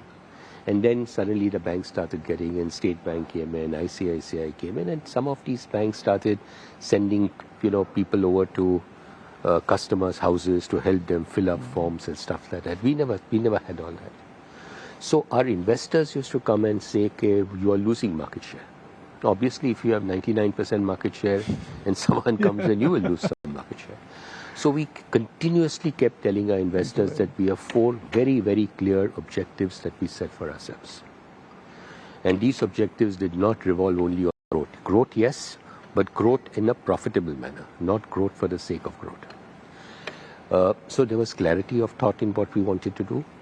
And we kept saying that in a financial services business, market share is the most irrelevant thing. Because when you are in the business of lending, you can get all the market share you want. You sacrifice your asset quality, you sacrifice your lending norms, you sacrifice your margins, you can get all the growth you want. But that is not going to contribute to long-term profitability. So our objective was, number 1, growth, but profitable growth. Number 2, increase our return on equity by 100 basis points every single year, which we did from 1994 till 2009. If you see, every single year return on equity went up by 100 basis points. Third was every single year to lower the cost-income ratio. Our target at that time was to bring it down to single digit, and finally we brought it down at the lowest it had come down to about 8.1% or so. And the fourth was to take no asset liability mismatch, run a very simple business, don't take any unnecessary risks. Growth opportunities were always there. India was growing and India continued to grow. And I truly believe that even today the growth opportunity for financial services in India is absolutely phenomenal. I just want to take that number again for the benefit of our viewers. What was the initial share capital of HDFC Limited? Paid up capital was 10 crores. I mean, at the time I joined in 1981. Paid up capital, and HDFC was 2 years old at that time. 10 crores, and the market capitalization on the day I joined was 8 crore 50 lakhs, 8 crore 50 lakhs, roughly. So it was below par? It was below par. Profits were less than a crore. And when the merger happened, the combined entity, all the group companies put together? 170 billion US dollars. 170 billion. You know, I'll run out of that typical counting style even to understand the multiplication it has had. Now, Mr. Ramaswamy, there is BSE of the past, there is BSE of the present, and then BSE of the future. What should we start with? Whatever your viewers would love to hear. The past and the future is what viewers would like to understand. And the present for BSE under your leadership has been nothing short of incredible. I mean, BSE itself has become a multi-bagger stock now. From the COVID low of about sub 300 rupees, it is now nearing 3,000 rupees. A lot of attribution is going to your leadership, that you've changed the things. You've really got the motions into play for BSE. What is that one incremental change which you've done at BSE that the energy levels are back? Excitement is back. Shareholders are happy. Okay, so you might have seen the Mahabharat serial, which always used to start with My Samay Ho. So if somebody were to make a serial, My BSE Ho, I think it will cover all these great things that have happened. And you will see lot of lessons to be learned, lot of principles to be done, lot of do's and lot of don'ts. When I joined BSE probably around 15 months back, clearly there was a lot of legacy as you started with, a lot of nostalgia, a lot of history. But I came here to make the future, to whatever extent I can, in the limited time that I have. Two principles which takes you through ages have been nicely narrated by the two great doyens with whom I have today the pleasure and the greatness of sharing the same dais, which I am very honored and humbled about. One, both of them talked about corporate governance, and two, they talked about risk-taking within the limits, not over-risk-taking. The third thing which I thought is very important for me to change things was listen to the voice of customers. People like me come and go. People like this history have been there for a long time. There are a lot of participants in the market who have been there for a very, very long time. You just go and listen to them and understand what they want you to do for the betterment of market. And it works. Voice of customer works. That's the only thing which I think I I'm trying to do, because of which today BSE is starting to grow in a good way. Mr. Mistry alluded to a very important corporate number, market share. And BSE was always compared with the other exchange when it comes to market share. They were losing their relevance, if I may use the word, but they're getting their market share back, they're getting their profit back. Which is that wheel you were able to turn that everything is moving in the right direction, both in terms of profit, market share, and also the future business? So if you look at it, exchange is a high fixed cost game. So the fixed cost to some extent was already put in place in terms of various things like technology, people, all were in place. So there have to be users to this. When users come in and they start using this high fixed cost model, then it starts giving you revenue. For people to come, there should be something as a USP for you to offer, because of which they can come. So for that you have to listen to them to find out what they want. The way the Indian markets have grown over a period of time, derivatives have started playing a very important role in attracting volume, not in derivatives alone, in all the other sectors. तो आप देख रहे थे BSE day coverage ईटीना स्वदेश पे। पर चलिए एक बार मार्केट्स का रुख कर लेते हैं। तो निचले स्तरों से थोड़ी सी रिकवरी ज़रूर हमने आती हुई देखी है, पर कहीं ना कहीं फ़िलहाल फ्लैट ही हैं। थोड़ी सी रिकवरी के बाद देखें तो 140 अंकों से ज़्यादा की गिरावट है निफ्टी 50 में। बैंक निफ्टी लगभग 300 अंकों की गिरावट दिखा रहा है फ़िलहाल, पर निचले स्तरों से रिकवर ज़रूर किए हैं। तो देखना होगा कि इस पर हम बिल्ड ऑन करते हैं या नहीं। पर जी हाँ, जो निफ्टी 50 में बढ़ने वाले शेयर्स कुछ समय पहले जहां हम सिर्फ 3 काउंटर्स देख रहे थे, वहां पे धीरे धीरे करके कुछ और नाम भी ऐड हो रहे हैं, जिसमें कि Adani ports, Adani enterprise, HDFC bank, NTPC और टाटा स्टील, ये काउंटर्स हैं जो कि अभी निफ्टी 50 में शामिल हुए हैं गेनर्स की लिस्ट में, और हल्के हल्के जो है वहां पे हरे निशान आ रहे हैं। कुछ और काउंटर्स पे एक बार बात करते हैं हमारे एक्सपर्ट से, जहां पे आज एक्शन है। इंडस टावर्स को हाईलाइट किया था हमारे एक्सपर्ट ने। आप देखिए 1% की तब तेज़ी थी, पर अभी 2.5% की तेज़ी ये काउंटर दिखा रहा है। इसके अलावा IGL और MGL, एक बार संतोष इनके चार्ट चेक कीजिए। कल गिरावट में सबसे बुरे तरीके से इन्होंने पार्टिसिपेट किया, 6-7% की एक फॉल थी इंट्राडे। आज ये रिकवरी में क्या लगता है, कोई शॉर्ट कवरिंग का सहारा मिलेगा? क्या पार्टिसिपेट करना चाहिए यहाँ पे? यस, IGL MGL में एक रिकवरी अच्छी आई है, स्पेशली IGL में, क्योंकि कल इसमें सबसे बड़ा गिरावट था। यहाँ पे एक्चुअली ये 200 दिन के मूविंग एवरेज के आसपास बैठा हुआ है। तो लेट्स सी, आज थोड़ा सा जल्दबाजी ना करे, थोड़ा सा क्लोजिंग का वेट करे। अगर क्लोजिंग अच्छी आती है तो फिर एक शॉर्ट कवरिंग की गुंजाइश बन सकती है। IGL और MGL में और शॉर्ट कवरिंग आती है तो उसका वेट करें। फिलहाल के लिए अभी कोई ट्रेड नहीं है IGL और MGL में। आज ITC भी निचले स्तरों से थोड़ा रिबाउंड करता हुआ नजर आया है। साथ ही HUL, कई समय से इसको भसीन जी भी हाईलाइट थे, ये भी हरे निशान में लौटा है। इस बीच हमारे साथ अजीत मिश्रा भी जुड़ चुके हैं, उनका चलिए स्वागत करते हैं। अजीत, आपका बहुत बहुत स्वागत है, और आपसे ही समझते हैं कि FMCG में क्या करना चाहिए, क्योंकि मार्केट के उतार चढ़ाव में अगर थोड़े डिफेंसिव और सेफ काउंटर्स में जाना है तो क्या FMCG सही बेट रहेगा, और क्या ITC और HUL यहाँ पे कोई रणनीति है? Good morning. तो देखिए, डिफेंसिव्स कहीं ना कहीं अभी भी काफी टाइम से अंडर परफॉर्म ही कर रहे थे, चाहे आप ITC की बात करें, HUL की। In the recent run participation ना के बराबर, इनफैक्ट नेगेटिव साइड पार्टिसिपेशन ज्यादा रहा है। अगर मैं इंडेक्स की बात करूं, निफ्टी FMCG इंडेक्स की, तो आज के सेशन में ही इंडेक्स ने अपने लॉन्ग टर्म एवरेजेस के नीचे स्लिप हुआ है। आज क्लोज कहाँ करते हैं ये इंपॉर्टेंट होगा। 52,700 का जोन है, आप उसके ऊपर क्लोज करते हैं, नीचे क्लोज करते हैं। तो मुझे लगता है कि शायद ये स्ट्रेटजी आपके लिए वर्क ना करे कि डिफेंसिव मार्केट में सपोर्ट करेंगे।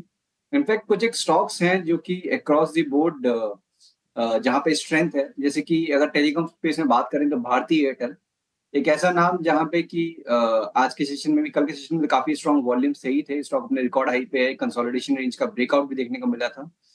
वहां पे काफी ज्यादा स्ट्रेंथ दिख रही है, स्टॉक अभी फ्लैट है। मुझे लगता है कि यहाँ पे आप अपॉर्चुनिटी देख सकते हैं करीब, अगर ट्रेडिंग पॉइंट ऑफ व्यू से या short term point of view से, अगर आप स्ट्रेंथ को बाय करने की सोच रहे हैं, specially in the market like this.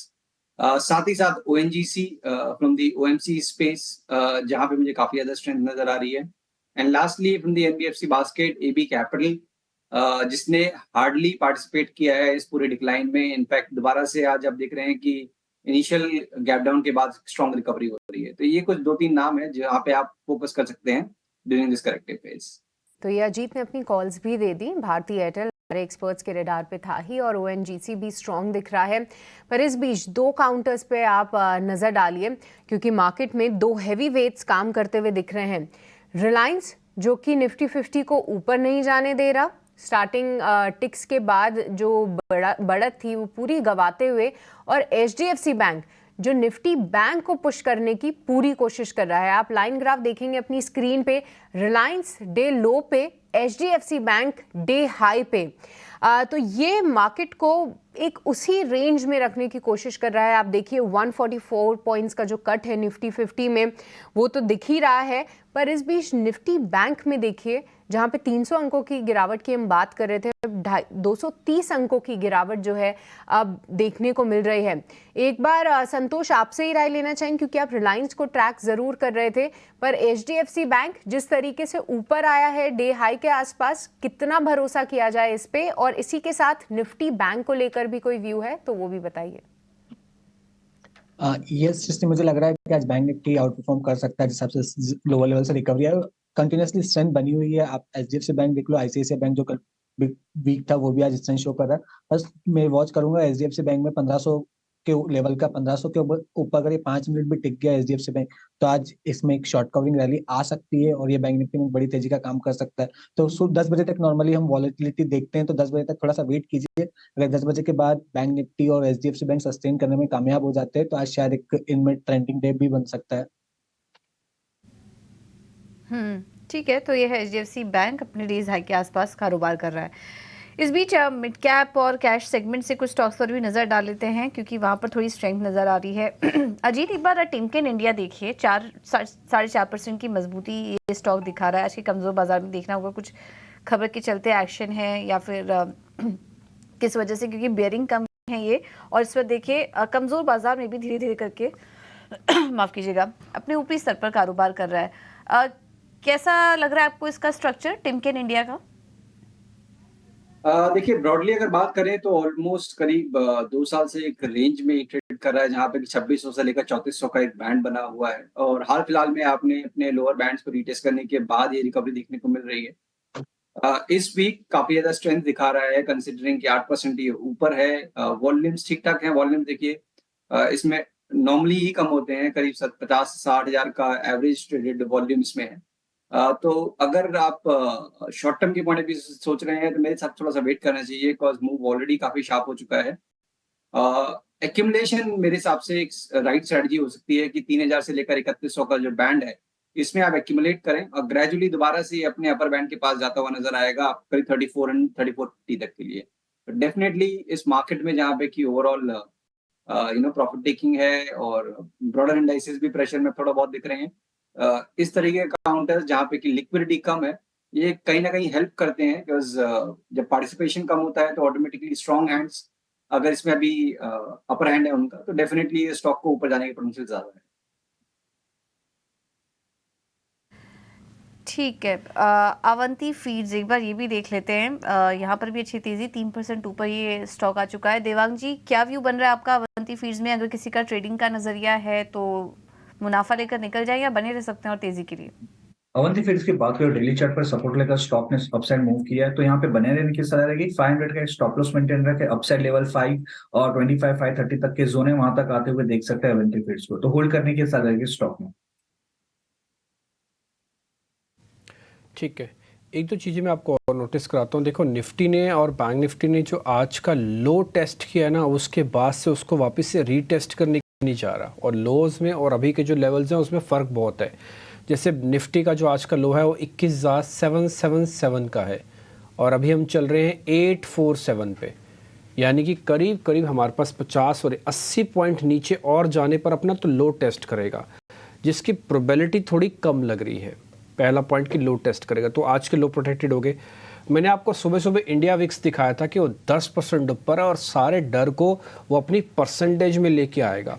वो सारे डर को परसेंटेज में लेके आया और उसके बाजार खुलने के बाद इंडिया विक्स करीब करीब आधा हो गया, यानी कि 10% से 5% पे आ गया।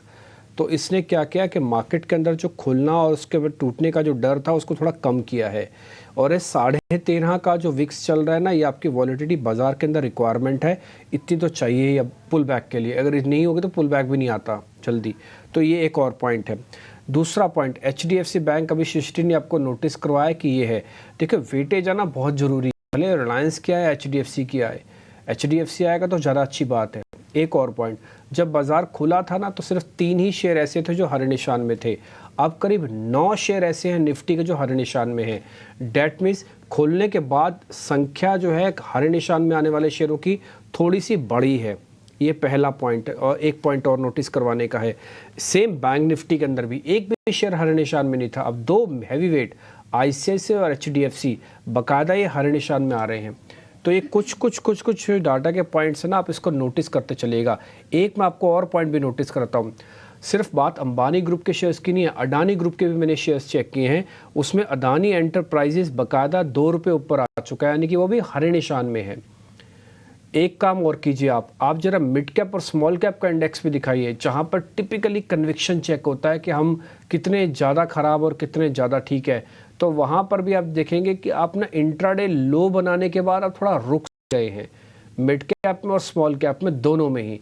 तो मैं आपको ये इंडिकेट नहीं कर रहा कि बाज़ार चलने के लिए तैयार है, बट मैं ये इंडिकेट कर रहा हूँ कि शायद बाज़ार अपना बॉटम ढूंढने की प्रोसेस में लगा हुआ है, और इस प्रोसेस में कितना कामयाब होता है बहुत ज़रूरी है। और अगर कामयाब हो गया तो बहुत ही अच्छे साइन, बहुत ही बढ़िया रहेगा। और मैं पहले ही बार आज नज़र डालना बैंक निफ्टी पे, बैंक निफ्टी ज़्यादा तेज़ी से और ज़्यादा बढ़िया तरीके से चल सकता है। मेरे देखते ही देखते बैंक निफ्टी के अंदर कुछ और रिकवरी भी आई है, और मैं चाहता हूँ भगवान करे कि बैंक निफ्टी के अंदर अच्छी रिकवरी आए, और ऐसी रिकवरी आए कि आपको बहुत बढ़िया ट्रेड मिले और आप अच्छे से इसके अंदर आज पैसा बना के निकले आप। ठीक, तो ये मेरी तरफ से अब मैंने आपको कुछ मोटा मोटी डाटा था जो एनालिसिस करके दे दिया। आप देखो एक बार बैंक निफ्टी क्या स्पीड से रिकवर कर रहा है, 163 पॉइंट की गिरावट है। और बैंक निफ्टी के अंदर मैंने आपको जो सुबह हमारे को जो पूजा क्वेश्चन पूछ रही थी, मेरे को एक ही सिल्वर लाइनिंग मेरे पास है जो मैं बैंक निफ्टी के हक में बोल सकता हूँ, वो है इसका पुट कॉल रेशो, जो मेरे को इसके बारे में बता गया। खैर एनी हाउ, मैं आपको ऑप्शन ट्रेड रहा तो मैंने आपको 46,600 की कॉल दिखा था, अभी मेरे पास वो डाटा अपडेटेड नहीं होगा इसलिए मैं वो दिखा ही नहीं पाऊँगा आपको। एक काम करें सर, संतोष सर, कुछ बैंकिंग काउंटर्स में से ढूंढना शुरू करें पुल बैक के हिसाब से। इतना कन्विक्शन आ गया कि बैंकिंग काउंटर्स को सर्च करना शुरू करें।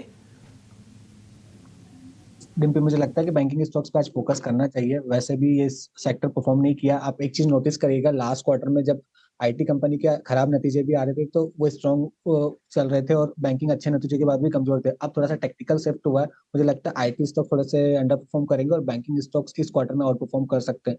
तो बैंकिंग स्टॉक्स को रडार पे रखना चाहिए, यहाँ से तेजी लीड कर सकते हैं ये। बैंकिंग स्टॉक्स लीड कर सकते हैं। बैंक निफ्टी का फ्यूचर्स में आपको और नोटिस करा देता हूँ, वो 47,000 के ऊपर आके कोशिश कर रहा है।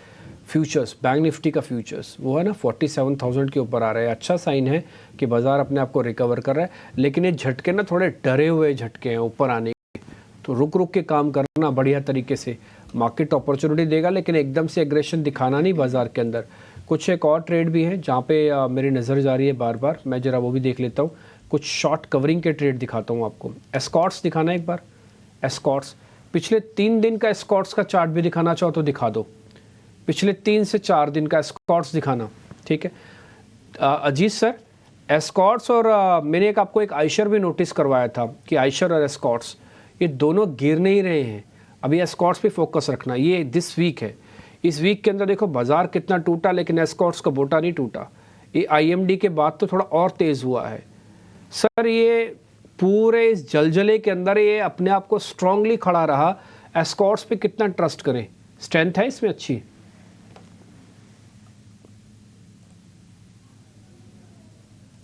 4-5 महीने का अगर आप मूव देखेंगे तो एस्कॉर्ट्स ने the time when I was talking, I have seen myself open cry and trying to do business, and people running there, the jobbers running to the broking firm and trying to get orders.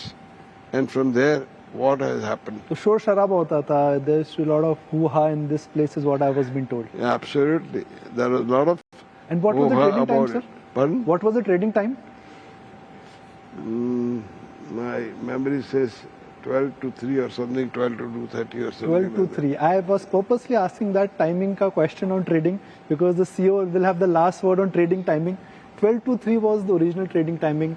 Now it's about 9 to 3:30. Everybody is saying that 3:30 will get extended to 5:30. Some are saying 6:30, some are saying 7. See, I think what is plus point which has happened, in my days, Security Exchange Board was just coming. It was not got aggregation, for example.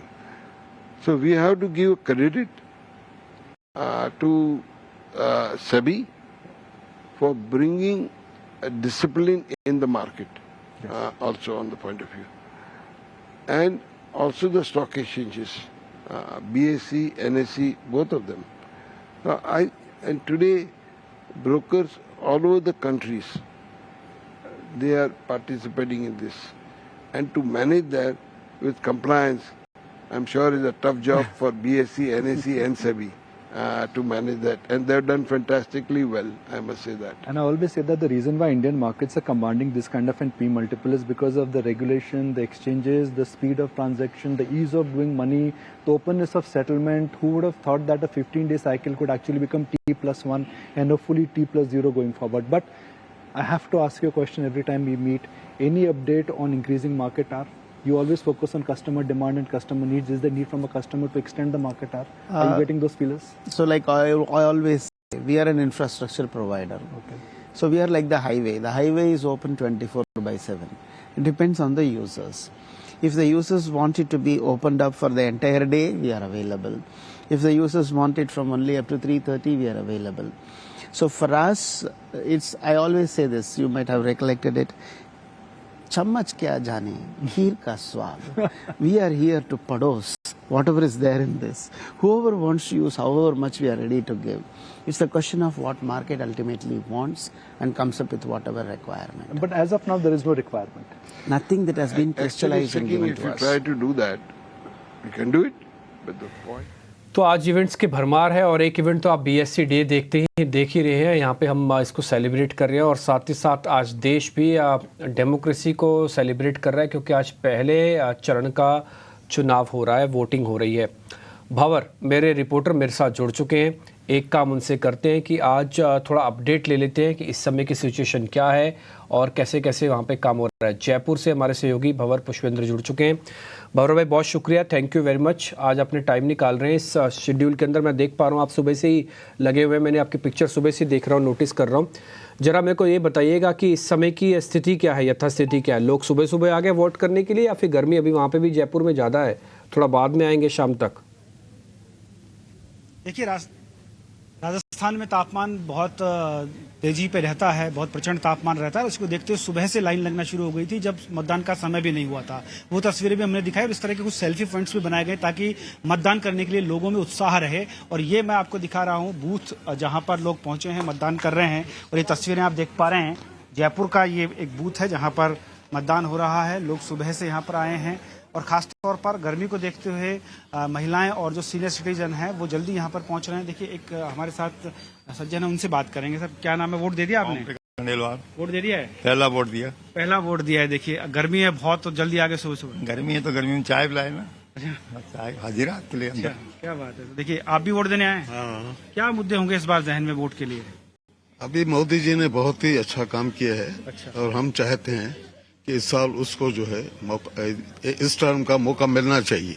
हाँ, वे बहुत अच्छे काम कर रहा है और मतलब उसकी फॉरेन में इतनी वो हो गई है कि वो बहुत ही लोग उसको लाइक करने लग गए. फॉरेन अफेयर्स के में बहुत ही कॉम्पिटेंट आदमी है और बहुत बढ़िया आदमी है. इसको वोट देना बहुत जरूरी है. तो देखिए यहाँ पर ये उन्होंने अपनी ओपिनियन बताई और आप देखिए छोटे बच्चे भी जो है घर से साथ में आए क्योंकि तुरंत काम करना होता है, घर का बहुत सारा काम करना होता है महिलाओं को, और छोटे बच्चों को साथ लेकर यहाँ पहुंची हैं. देखिए इनसे बात करते हैं. आप बताइए, बच्चे को भी साथ में लाए हैं, अपने मतदान का प्रयोग करने हैं. बच्चों को भी तो शौक होता है. मेरे बड़े बच्चे के बेटे का भी बहुत इच्छा है कि मैं आऊँ और पता होना चाहिए वोटिंग सबके लिए जरूरी है. जी, आप समझ सकते हैं वोटिंग ये जरूरी है, जिस तरीके से मैंने इन तमाम लोगों से आपकी बातचीत सुनवाई कि किस तरीके से जयपुर उत्साहित है और लगातार यहाँ वोटिंग करने के लिए लोग पहुंच रहे हैं। थोड़ी देर पहले इसी मतदान केंद्र पर उप मुख्यमंत्री दिया कुमारी ने भी वोटिंग किया था। ठीक है, बहुत बहुत शुक्रिया, थैंक यू वेरी मच। और ऐसी अपडेट हमको देते रहिएगा, टाइम टू टाइम हम आपके पास आके थोड़ा और अपडेट लेंगे। खैर, इस बीच में आपको कुछ तस्वीरें और दिखा देता हूँ, सिर्फ यहाँ नहीं बल्कि देश भर में अलग अलग जगहों पर आज पहले चरण की वोट हो रहे हैं। आपको पता है 7 चरण में वोटिंग हो गए, 4 जून को नंबर्स आएंगे और 1 तारीख के बाद टीवी स्क्रीन्स पर आप लगातार वो फेजेस भी देखेंगे जहाँ पर ये पोस्ट इलेक्शंस होते हैं। नितिन गडकरी की कॉन्स्टिट्यूंसी है नागपुर, वो लगातार वहीं से जीतते आए हैं, भारी मतों से जीतते हैं। कहा यह जाता है कि नागपुर में इनका सब्स्टिट्यूट ढूंढना बड़ा मुश्किल है, तो नितिन गडकरी वहाँ पे अपना वोट कास्ट करने के लिए खुद बकायदा वहाँ पे पहुँचे हैं। और ये तस्वीर आप देख पा रहे हो, जो पहली तस्वीर है वो इम्फाल की तस्वीरें हैं जहाँ पर आज सुबह से ही लाइन लगी है। नॉर्थ ईस्ट के अंदर भी आज कई जगहों पर वोटिंग हो रही है, तो कुछ तस्वीरें आप वहाँ से भी देख पा रहे हैं। आपको पता है कि थोड़ा नॉर्थ ईस्ट थोड़ा सेंसिटिव है इस मामले में, खासकर मणिपुर, वो उसकी कैपिटल इम्फाल है, तो जहाँ पर आप ये तस्वीरें देख पा रहे थे। आगे बढ़े, अब थोड़ा गेस्ट है और पता कर लेते हैं 2-4 ट्रेड। मैं जरा एस्कॉर्ट्स कबोटा के बारे में पता कर रहा था और अजीत सर आप जरा चेक करेंगे एस्कॉर्ट्स कबोटा। हमने बताया भी है कि एक हफ्ते के बाजार के जलजले में एस्कॉर्ट्स खड़ा रहा और अभी क्या करना चाहिए, आप जरा बताइए सर। बिल्कुल डिम्पी, तो देखिए जैसे हम बात कर रहे थे कि पिछले करीब 4-5 महीनों से अंडर परफॉर्म किया, बट अगर आप देखेंगे तो पिछले करीब 1-1.5 महीने में वो टोन ऑलमोस्ट रिवर्स हो चुका है, जहाँ पे कि दूसरे स्टॉक्स अब थोड़ा बहुत प्रॉफिट टेकिंग या साइडवेज टोन ले रहे हैं। यहाँ पे एस्कॉर्ट्स में काफी स्ट्रॉन्ग रिकवरी देखने को मिली है। स्टॉक ने अपने लॉन्ग टर्म एवरेजेस और बाकी शॉर्ट टर्म एवरेजेस को भी रिक्लेम कर लिया है। एक फ्रेश बेस फॉर्म हो रहा है एक छोटी सी रेंज में करीब 3000 से 3100 के बीच में, और आज जबकि मार्केट में इतना प्रेशर है तब भी ये स्टॉक करीब 1% के गेन के साथ खड़ा है। तो मुझे लगता है कि यहाँ पे एक बेस फॉर्मेशन हो रहा है, 3100 के ऊपर एक ब्रेकआउट आएगा जो कि स्टॉक को करीब दोबारा से 3250 से 3300 तक लेके जाएगा। तो यहाँ पे डेफिनेटली आपको एक्यूमुलेट करना चाहिए 2950 के स्टॉप लॉस के साथ फॉर 3240 के पोजीशनल टारगेट के लिए। ठीक है, तो एस्कॉर्ट्स कबोटा यहाँ पे आप फ्रेश लॉन्ग्स इनिशिएट कर सकते हैं। काफ़ी अच्छा लग रहा है चार्ट्स पे इस बीच। कुछ खबरें ज़रूर आ रही हैं। रॉयटर्स के हवाले से खबर है कि ईरान प्रेस के टीवी ऐसा बता रहे हैं कि कोई भी ऐसा अटैक नहीं हुआ है ईरानियन सिटीज़ पे अफ़गानिस्तान की तरफ से। ऐसी कुछ खबरें ज़रूर हैं जिसके चलते हम देख रहे हैं कि डाउ जोन्स फ्यूचर्स भी रिकवर किए हैं, क्योंकि जब हम सुबह बात कर रहे थे तो करीब 450 अंकों की डाउ जोन्स फ्यूचर्स में गिरावट थी। अभी अगर आप देखेंगे तो वहाँ पे 250 अंकों की ही गिरावट रह गई है। इसके अलावा हल्की हल्की रिकवरी तो देखिए हमने अपने भी बाज़ारों में देखी, पर वो इतने गैप डाउन के बाद जैसे ही थोड़ा ऊपर आएगा तो ये लाजमी सी बात है कि जो लोग लॉन्ग्स लेके गए होंगे वो अपनी कुछ पोजीशंस काटना चाहेंगे और उसके बाद फिर से थोड़ा सा सेलिंग प्रेशर ज़रूर होगा। पर मार्केट सेटल कहाँ करते हैं ये काफ़ी इंपॉर्टेंट रहेगा देखना। और इस बीच HDFC बैंक जो कि हरे निशान में लौटा ज़रूर था, 0.5% की वहाँ पे हम बढ़त देख रहे हैं, तो इसको भी आप ट्रैक रखिए। साथ ही HUL और ITC भी मजबूती के साथ ऊपर आ रहे हैं, ये कुछ काउंटर्स भी हमने हाईलाइट किए हैं। ICICI बैंक यहाँ पे भी हम देख रहे हैं कि तेज़ी है और फिर से कुछ मेटल काउंटर्स जैसे कि वेदांता, टाटा स्टील ये भी मूव करते हुए ऊपर आ रहे हैं। अविनाश जी हमारे साथ अगर हैं तो एक बार अविनाश जी से मेटल काउंटर्स पे राय जानना चाहेंगे। ओके, अविनाश जी अब हमारे साथ नहीं है, पर संतोष एक बार मेटल काउंटर्स पे राय दीजिए। वेदांता या टाटा स्टील क्या इन स्तरों पे भी अच्छा लग रहा है, क्योंकि आज फिर से गैप डाउन के बाद बाइंग आ रही है, तो क्या ये इतने स्ट्रॉन्ग चार्ट्स हैं कि फिर से एक बार एंट्री लें? ये सिस्टम मेटल तो बहुत ही स्ट्रॉन्ग, मेटल स्पेस जो है बहुत ही स्ट्रॉन्ग नजर आ रहा है और मेरे को लगता है ये पूरा साल ही मेटल स्पेस का रहेगा। तो कोई भी कमजोरी या गिरावट आती है तो एक मौके के रूप में देखना चाहिए। आप वेदांता को देखो, जैसे ही थोड़ा सा नीचे खुला उसने एक तेजी दिखाई है। 400 का एक हर्डल जरूर हो सकता है ऑप्शन के हिसाब से, पर मुझे लगता है वो भी क्रॉस हो जाएगा। मेरी नजर हिंडाल्को पर भी रहेगी, वहां पे भी 2-3 साल का ब्रेकआउट आने की तैयारी है। हिंडाल्को जैसे ही 636 का लेवल क्रॉस करेगा मुझे लगता है वहां पर भी 20-25% की तेजी बन सकती है। हिंद कॉपर में जो तेजी जा रही है मुझे लगता है वहां भी बनी रहेगी। तो मेटल स्पेस को एज ए पोजिशनल नजरिया लेके चलिए, यहाँ पे एक बड़ी तेजी और की स्पेस अभी गुंजाइश और बची हुई है। नज़र ज़रूर रखिए, खास तौर से हिंडाल्को, क्योंकि जी हाँ, वेदांता और टाटा स्टील में अपटिक्स तो आए। हिंडाल्को अभी भी 0.8% की गिरावट दिखा रहा है और अभी हम देखें तो पिछले 5 मिनटों में थोड़ी सी रिकवरी निचले स्तरों से ज़रूर आई है, तो मेटल काउंटर्स पे आप ज़रूर नज़र रखिए। इसके अलावा अगर हम देखें तो कुछ और काउंटर्स भी हैं जहाँ पे एक बार राय लेते हैं हमारे एक्सपर्ट्स की तरफ से, और उनमें से केमिकल स्पेस पे एक बार आप राय दीजिए अजीत, क्योंकि हम देख रहे थे कि कुछ एक केमिकल काउंटर जैसे कि नवीन फ्लोरीन, विनिती ऑर्गेनिक्स, इनमें एक अच्छा ट्रैक्शन था, तो क्या इस गिरावट के मौके में कुछ केमिकल स्टॉक्स में पोजीशनिंग लेनी है? इवन टाटा केमिकल्स भी कल 3% की तेजी दिखा रहा था फर्स्ट हाफ में।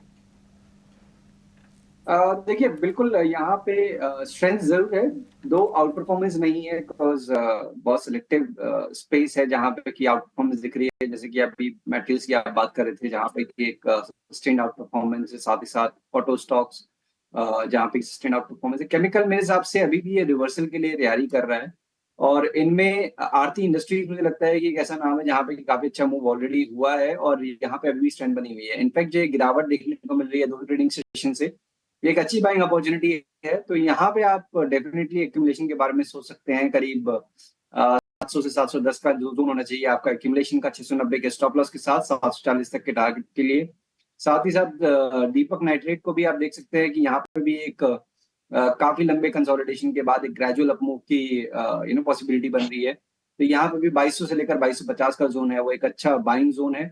2175 के स्टॉप लॉस के साथ करीब 2360 से लेकर 2400 तक की पोजीशन टारगेट के लिए दीपक नाइट्रेट को भी आप एक्यूमुलेट कर सकते हैं। ठीक है, तो दीपक नाइट्रेट यहाँ पे आप इसको एक्यूमुलेट कर सकते हैं, इस पे आप ज़रूर नज़र रखें। पर चलिए अब 10 बज चुके हैं और